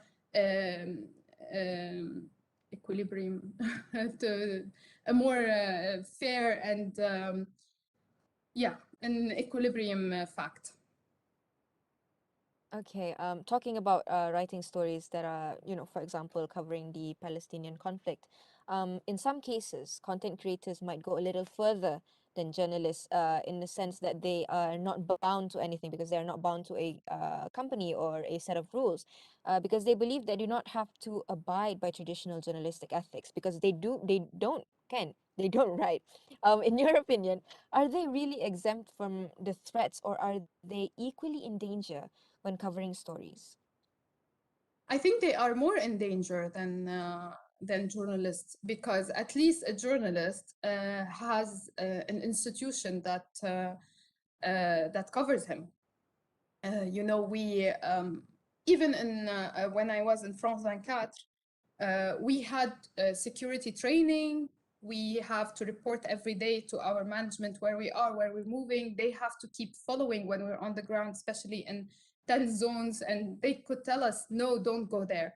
I think we journalists protect each other more, and this is why you saw more citizen journalists dying than actual journalists dying in the past 10 years, because we have the experience. We lost colleagues, and unfortunately, this loss taught the journalism community how to protect each other. What are the priorities? Is it more important to be on the forefront and covering someone firing, or is it more important to stay safe and be able to keep telling the story even from afar?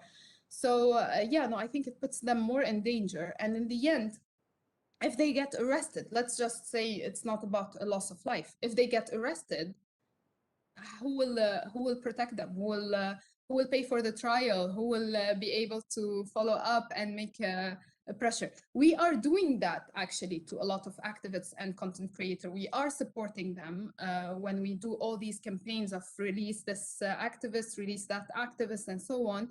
But we have to also say that they are putting themselves in danger more than us. I agree. So, in Malaysia, we have an act, which is the Whistleblower Protection Act 2010. They are, they can combat corruption and other wrongdoings by encouraging and facilitating disclosures of improper conduct in the public and private sector. Does the Arab world have that? No, we don't, unfortunately. We don't have anything to protect anyone. We don't have accountability. I don't think in any of the Arab states. Maybe Tunisia did decree a law for that, maybe, but I'm not sure. I remember that there was a discussion about it, but everywhere else in the Arab world, you see whistleblowers and journalists in Egypt being detained, in Saudi Arabia, and so no, we can't. And what's more unfortunate is not only that we don't have this act, is that we are having a clash with regimes and with governments, and they are taking it on some journalists who are working on investigative journalists in this matter by defaming them, sometimes making false cases of rape against male journalists. There was I'm not also going to mention the name of the country, but there was a journalist who was detained for a rape case. He's still in prison. And the person who filed the lawsuit against him, she managed to flee to another country a year later. And this is where she went public. And she said that she was forced by the authority to actually falsely accuse that guy of raping her, because they held something against her also. They wanted to take her child. She's a mother, so she's a single mother. So until she managed to actually be safe with her family, she couldn't even say that she did lie, but still that journalist is still in prison. He's falsely accused. The lady came out and said what happened when she managed to flee to another country, but he's still accused of rape and he's still in prison for rape.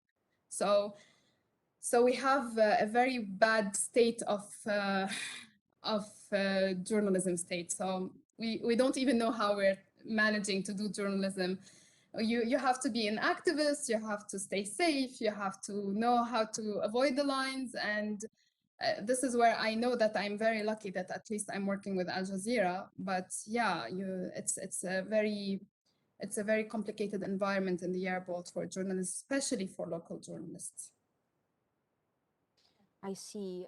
Even in Malaysia, even with the act, some journalists would get prosecuted for false allegations and fake statements from other people, and it's ultimately is not a safe place for journalists to live. So for people who are trying to pursue journalism, I think you will learn in Malaysia. You will learn the troubles because most of the lecturers in Malaysia are retired journalists.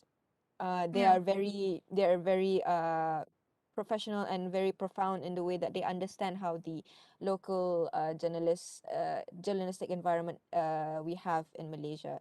So moving on, popularly, content creators are known to frequently burn out and experience creative block.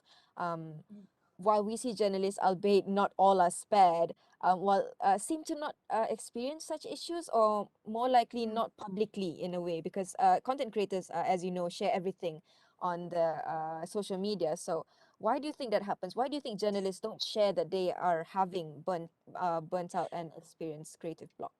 Yeah, I was very happy to read that question because it's actually a personal advocacy that I'm doing now in our community, whether Al Jazeera or wherever I'm seeing journalists. I'm always advocating for monitoring PTSD and burnout in us. I do believe that we suffer burnout, but we don't know it.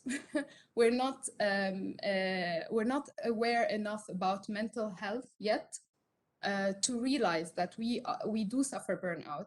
Now, more and more institutions in the West are acknowledging burnout for journalists. I think the only difference between a block of creativity between content creator and a journalist is that as a journalist, you have a job, you have an editor-in-chief, you have the news coming in, so you always have a task, even if you're not feeling very creative. I remember myself when I wasn't feeling very creative, I could do a decent VT about the talks in Geneva because this is why they're talking, this is why they're meeting. This person said that person said that. These are the issues that they're dealing with. These are the results awaited from. But when you are in a good mood, you create a different kind of reports and stories. So when I'm in a creative mood, this is where I think of going on a mission to Central African Republic or doing a report from Bosnia. So these ones, I worked on them in a different mentality, and you see the result is different. I worked more on the story, I worked more on the visuals and so on. So I do believe we experience burnout. I personally suffered from PTSD, and I think you all should be aware of being subject to burnout and PTSD, even when you don't report from conflict zones. It started now the conversation in the journalistic community that reporters from conflict zones are experiencing PTSD and should deal with it. But I personally experienced PTSD from the news on the screen. This is why I didn't want to stay in the news, and I was all the time pitching ideas to do something, to create content, to be able to feel that I am producing something more useful than just saying that 100% died today and the UN is worried and the regime is saying they are all terrorists. When you fall into that loop, you do get burnout because you lose the sense of journalism. What are we doing? In 10 years, we were repeating the same story. The same people are dying, the same people are saying, no, we should not accept that, and the same people are justifying. And unfortunately, it didn't stop. Everyone was saying, it should stop, we should save the people, we should stop the killing, and so on. And 500,000 later of people dying, they're still dying, and they're still killed by the same people, and they're getting the same legitimacy. So we do suffer burnout. The difference is a content creator, his burnout will block his creativity because he has to be his own producer. He has to be his own editor-in-chief. And the difference between a content creator and journalist, is that he feels he cannot go back on the same topic, whereas us journalists, we can go on every day on Syria, on Palestine, on the same topics. It's part of what we do, so we don't feel the same stress as a content creator. But yeah, I do believe that we should be careful about burnout. Personally, I would advise you, if you are going to be a journalist, to always diversify your journalism. Like, don't stay blocked on one topic and don't stay blocked on one area. If you can, in the same week, if you are working in a newsroom, try to explain to your managers that it's really important for your mental health to do one day on culture, on art, on kids, you know. Reporting on kids and schools is actually something very nice, and it always changes the mood and it always gives hope. From my experience, whenever I have a very hard topic, I always try to go to a school, be surrounded by kids a little bit, because they give you kind of energy. It's really a tough job to report on bad news, because this is what we do. So we do experience burnout and we have to be aware of it.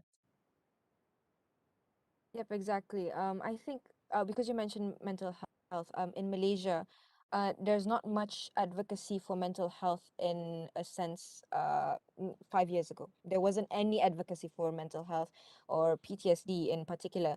But in recent years, thankfully enough, because we have a lot of young people who are very vocal about their opinions on TikTok, on Instagram, and it gradually turns into a snowball effect. Um, the younger generation is just pushing out information and pushing out problems towards the government, until one day the government started to accept that mental health is indeed a problem. And I think in the journalistic sense, in the journalism world, I have yet to experience it myself, but I personally hope that in Malaysia that they are, you know, in tune with what mental health is and what is happening currently. Yeah, and we have to also bear in mind the culture. For example, for us in the Arab world, whether it's Christians or Muslims, both communities consider that if you're having suicidal thoughts, then you're not having enough faith, unfortunately. And that's not true, you know? It's very chemical. You can overcome suicidal thoughts by eating more chocolate, using omega-3. We have to be aware of those.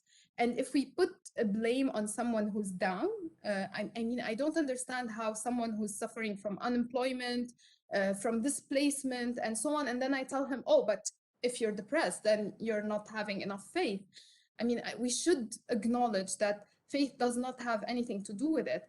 Faith can help people survive and overcome, or maybe not pass into the act of actual suicide.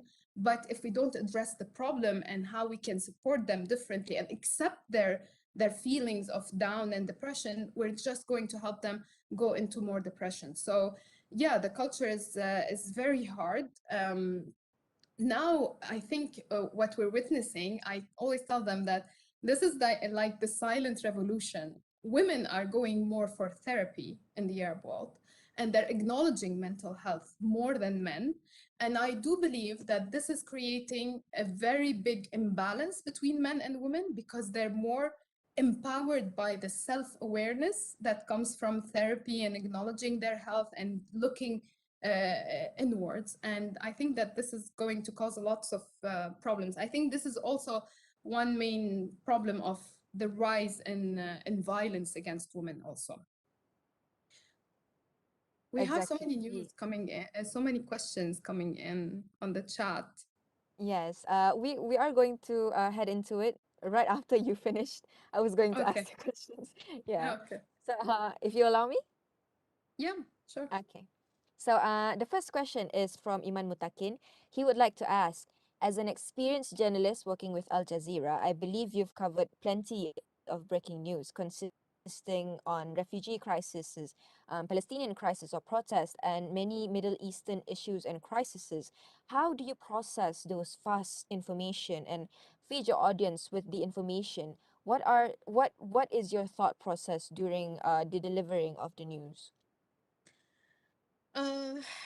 Well, I think that this is, you know, you have when you're in the news, to be able to manage a good breaking news, you have to follow the news the whole time. You don't get a day off.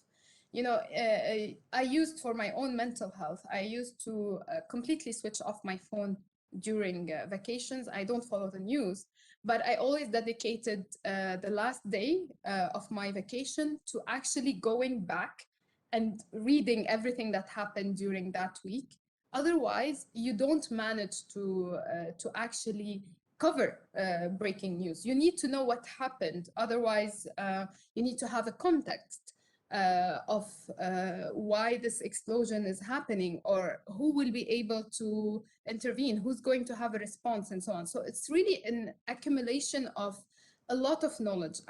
This is why I always say that after being in the news, especially handling breaking news, it cannot be a young journalist. I'm very sorry. It cannot be a young presenter. I started covering breaking news at 29, and I see how at 35 I had more information that helped me on the spot. I had more techniques.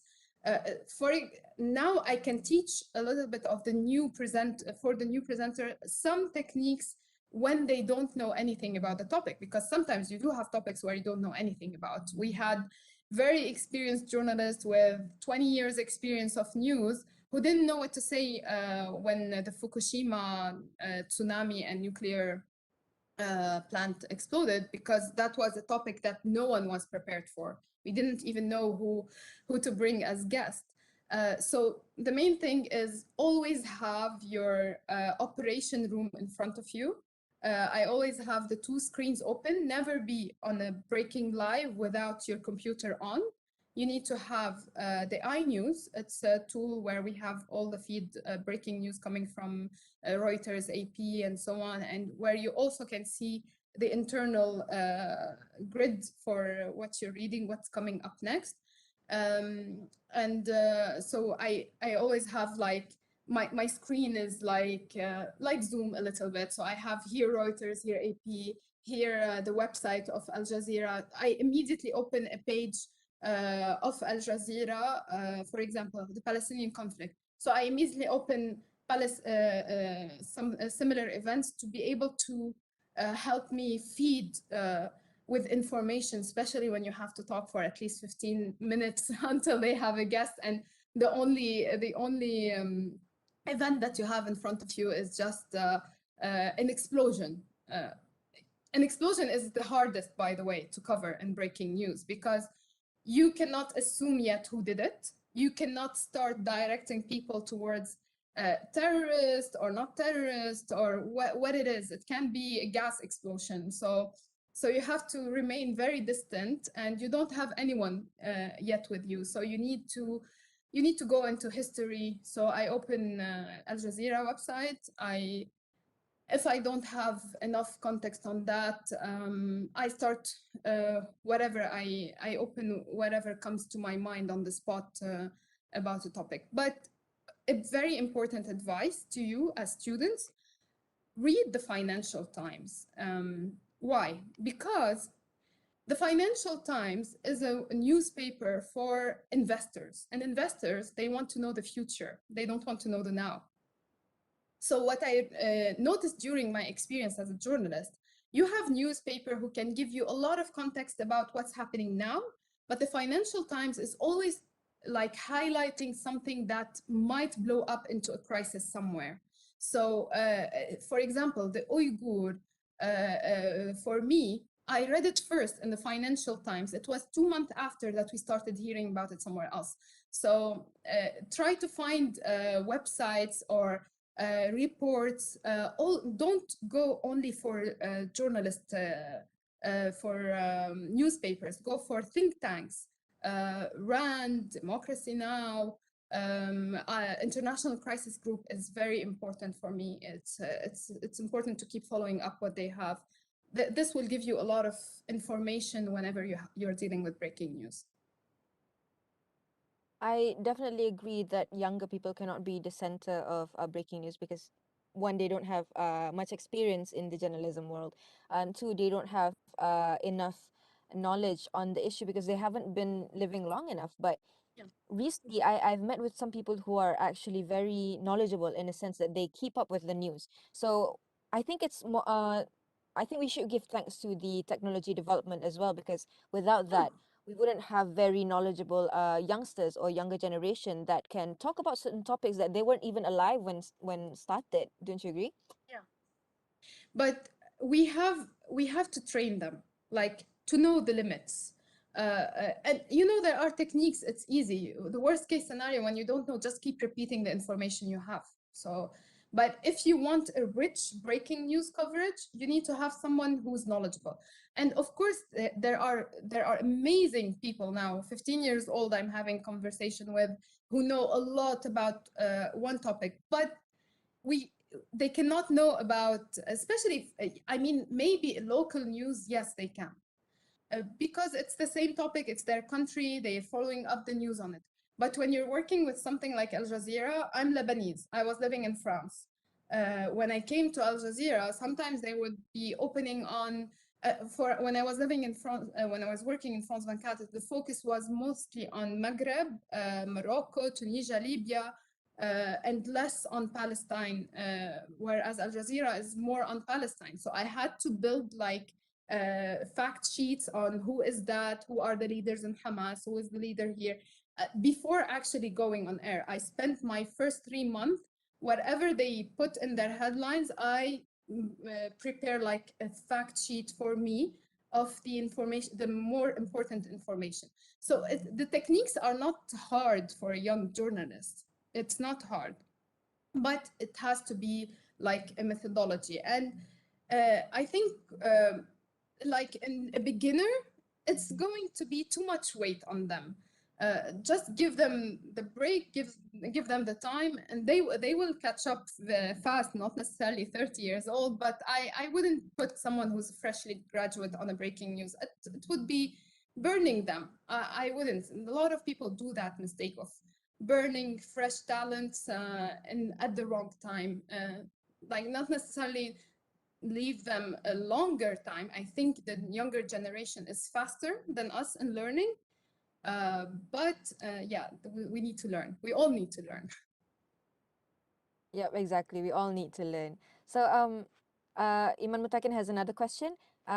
He is very interested with the Al Jazeera HQ or offices. So he is asking, would you mind sharing your working environment, how your working environment is, the tools that you use, or even technologies that Al Jazeera uses to deliver its news? Well, we use iNews to build the grid, not the grid, the timeline. The rundown. So we use iNews for collecting the information from agencies and even from Al Jazeera bureaus. What's most important is that Al Jazeera is its own agency. We have more bureaus than AFP has. So we have daily, on a daily basis, every office, they send us what they have information. And we have an assignment desk that usually filters what's important to cover and what's not. And so we have a daily sheet of the agenda coming from the bureaus. And then we have the wires. Al Jazeera is subscribed to almost all the wires, Reuters, AP, AFP, and so on. So these all channel into the program that is called iNews. I don't know if you had training on it. So iNews is, it's like, I call it like a drawer where you put all the folders in it. So you click on the wires, you see, you get immediately you want AP, you want Reuters, and so on, or you can put that all the wires will show here, and this is where you build the rundown. So this is the rundown that will go on air for the news bulletin. Is written and put inside iNews. iNews is usually connected to an editing program for the visual. So you create the name of the folder on iNews, you create the file code on iNews, and then you go to Avid. We use Avid inside Al Jazeera. And on Avid, so we're writing the the LVO. You know what's LVO? Use the same. I don't think so. So LVO is a text over images. So the text that I read and then the images will come up. So on the same file of the ID, that it will be linked to that video that where they will edit the images. So we use Avid usually for editing for the news. And they're kind of linked together. And what else we have as tools? We have so many tools now. I'm not following up on everything. We have Media Central, which is now like the place where you have all the images for journalists to do a rough edit before it goes into the editing room, or to hear a live a speech from someone and cut the bites you want from it. What else? But allow me, Shaza, I'm very sorry to intervene in your moderation. But before the questions of Iman, we have Damia Hadi who said, who asked, what if the content creator is good at talking but isn't a journalist? I think it's more and more important to teach every journalist to be a good speaker. And there are techniques for it. Some people are born natural speakers, some people aren't. I'm not a natural speaker. I used to panic. I still have my voice shaking, by the way, when I'm talking in front of other people. But the technique of talking to the camera is easier. And I realized that recently, I thought that everyone had it easier now that they hold the camera and start talking in front of it, but apparently not. I had a colleague who asked me, how do you do stories? I put photos, but I don't dare talking to my phone.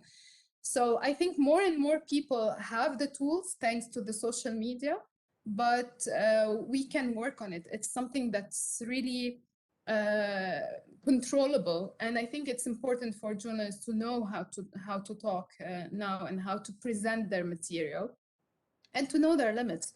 If they're not amazing talkers, they can do the reporting in a different way. They can focus more on the person, on the story, on the visual, the graphics, and so on. You know, you have so many viral videos where you don't see the person talking, but the person who edited it is an amazing editor and did it very well. Excuse my internet if I seem a bit lagging because my internet is currently facing a problem. But can you hear me well? Yeah. Okay. So Damia is saying she's not familiar with it. With talking, you mean with talking live? Middle Eastern journalists. Sorry, we're losing you, Nadia. Hello. Can you hear me? Yeah, now I can hear you. So there is a last question from the chat box. Can you hear me? Are you checking too? Yes. Okay.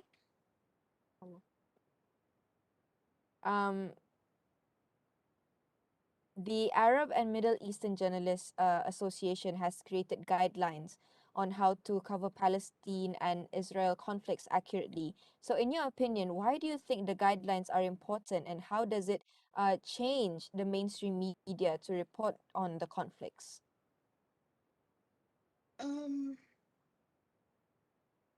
You know, guidelines are like the result of so many professionals' experiences, because it's not one person who sits and does the guideline alone. I'm currently working on a guideline on how to report on mental health. I'm not just using my experience. I'm doing research. I'm looking at the guidelines from the West. I'm talking to mentors from universities. I'm talking to fellow journalists, because without a guideline, we don't know. We simply don't know. Sometimes it's our personal experience that comes in, sometimes our personal perception. You know, the truth, I always tell them, I don't have a coin. But, you know, when you see a coin, one person will be seeing a number and the other person will be seeing a photo, a picture. So none of the people is lying. They're just seeing a different face of it. So a guideline is like different perspectives put together to come up with the best possible way to report on it. Now we're seeing more and more people claiming the narrative. That's the new term we are hearing online. Because guidelines are needed, because reporting on refugees used to be from the countries who are receiving the refugees, so who are obviously not very happy on receiving that many people, and reporting about their financial crisis, about their cultural worries, and so on. So when you want to put a guideline, you need to involve now the person himself. Do Palestinians want to be portrayed as martyrs or as a death casualty? We need to understand. Maybe some people don't want the burden of being called a martyr. They're doing it for other reasons. So it's important to include that the guideline exists, because it helps the people themselves, it helps you reporting on, and it helps you.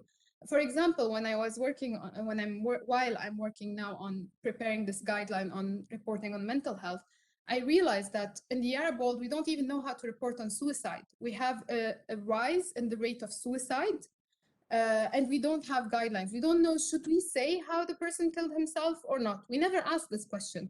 Usually we say how they killed themselves, like the Bouazizi in Tunisia. We even romanticize it to the point that other people actually try to burn themselves. They still try to burn themselves alive, like the Bouazizi, because we as journalists created a very romantic vision of actually burning yourself and inflaming a revolution and inflaming, lighting up a fire on a change. So ethics-wise and guideline-wise, you're not supposed to write and explain how a person died by suicide, because it will give ideas to other people. You're not supposed to write to publish his suicide note, because it will resonate to someone who's having suicidal thoughts and will make it look more logical, and he might pass to the act. So now that I know it, I feel like, wow, we've been doing the wrong thing for so many years, and no one even stopped and asked, how do we do that actually?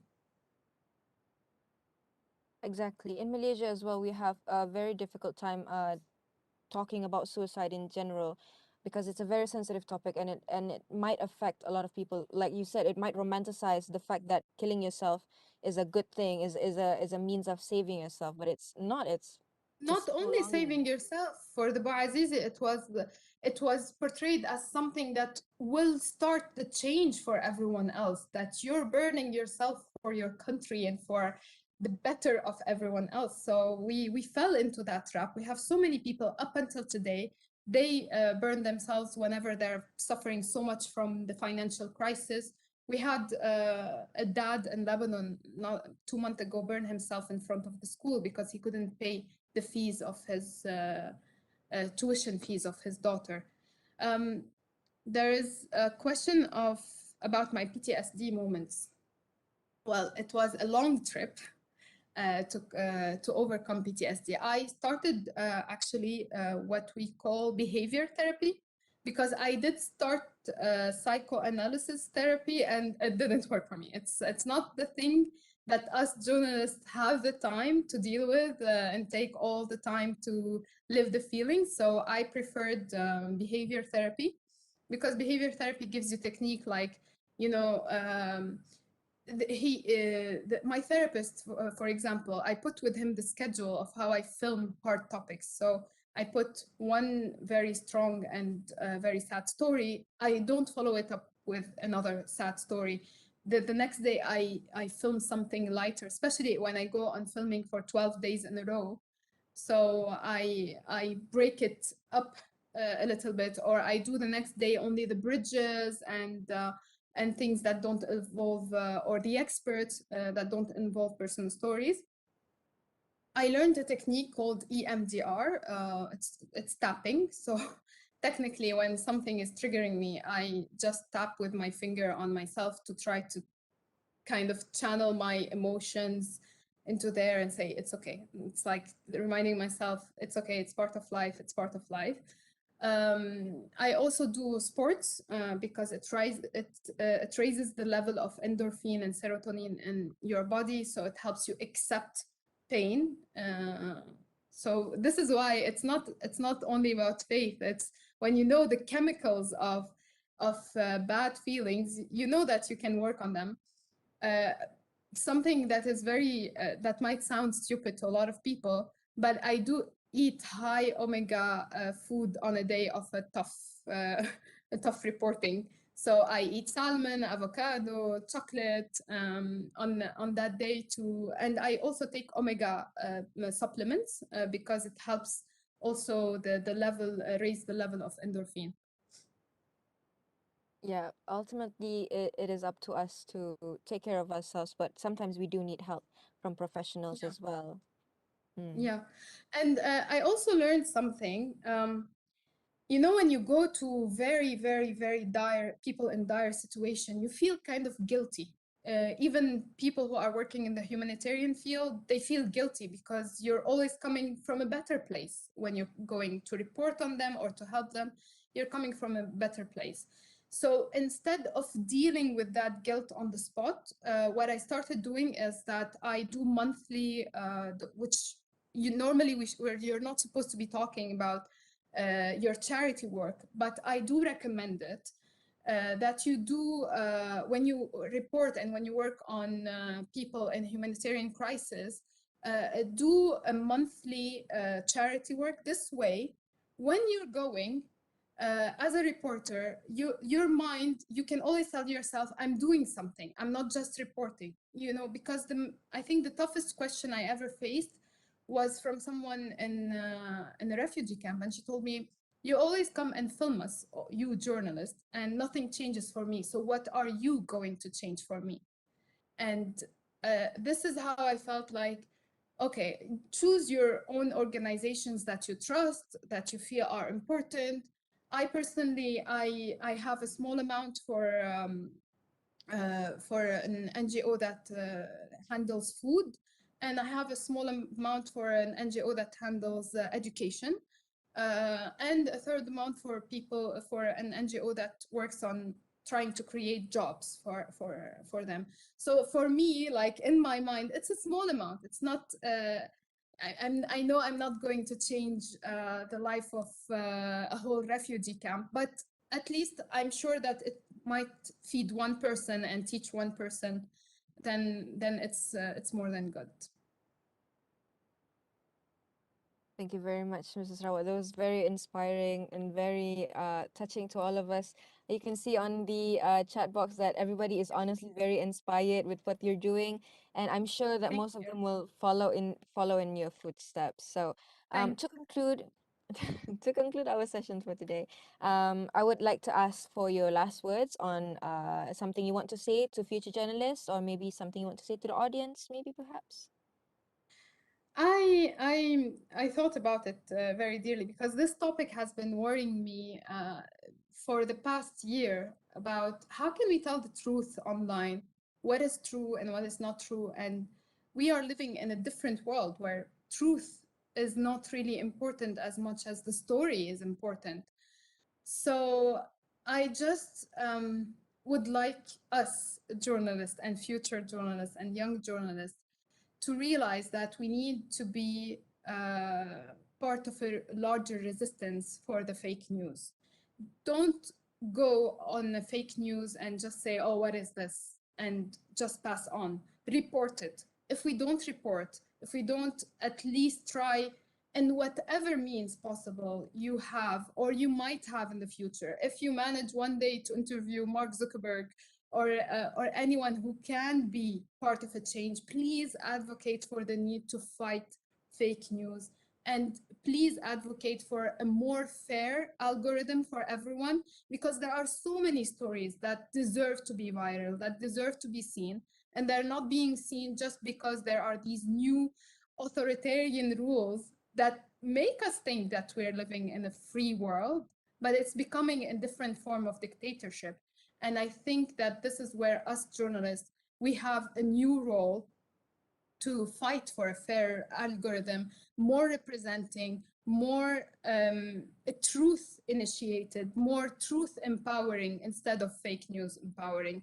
And please, please, please, when you want to report or when you want to denounce a fake news, don't share the story of that person. Don't make him famous. Don't make the story famous. Don't because usually people don't read the rest. They watch the video and they would believe him instead of reading what you're denouncing.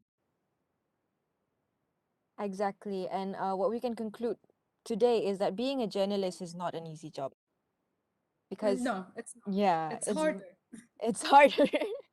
Because in Malaysia we have this stigma that people who are studying mass communication are very glamorous, are not studying. They're just going out to go shopping and not learning anything. But it's quite the contrary. Being in a journalism course and being surrounded by retired journalists and people who are very professional in their work, it's not easy actually. We're constantly fighting for our rights, for our will to live in a way, just to carry out a story. And it quite saddens me when I decided to join the journalism course that people keep saying to me that you shouldn't join. You're just going to end up being taking off your hijab, or maybe just going out wasting your parents' money.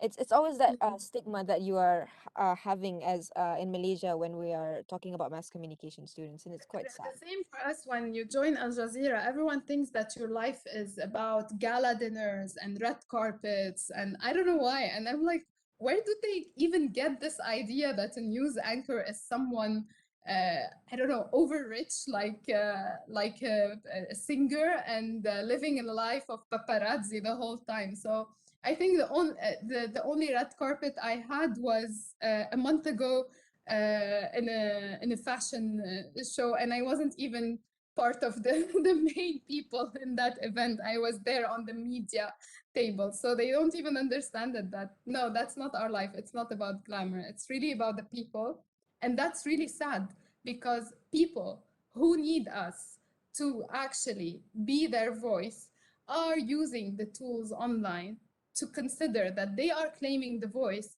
But for me, it's just like a voice on a mountain. They're just throwing their voices away and they think that they're out there, that they talked, that they reported, that they did what they said, they expressed themselves, but they're not reaching anyone. It's just in the void. Exactly. Thank you. Thank you very much, Mrs. Rawat, for all that you've shared today. It's very inspiring. It's very insightful. I myself have opened up my eyes to a various different kind of life. Like we're not living the same cultures. We are very different cultures. So it's very eye-opening. It makes me want to travel the world and explore other countries and experience how their media talks about their own country. Yeah, you should. You should. It's a different experience when you work on so many countries. Yeah. All right. So I think that concludes our session for today. But before you leave, we need to have everyone open up the camera because we are having a photo session with Mrs. Rawat to conclude our session for today. So I think the technical team can give me the cue when everyone has opened up their camera so that we can take the picture. You guys ready for our photo session? Okay, open camera. Okay, smile, Thank smile. you, everyone. Right, thank you, Mr. Rawaa. Okay, Thank smile, you. everyone. Smile, everyone. Yeah, so beautiful. Everyone is so beautiful and handsome. Just nice. Okay, okay, ready, guys? 1, 2, smile. Okay, one more. 1, 2, smile. Okay, everyone say colloquium. Okay, colloquium. Colloquium. Colloquium. Yes. Okay, ready? 1, 2, 3. Done. All right. Thank you, All right. everyone. Thank you. Thank you so much to the technical team. We are now moving on to announcing the lucky draw winners. The winners will be shown on the screen. So if you see your face on the screen, congratulations. But to everyone else, Good luck. Maybe you will be winning the lucky draw.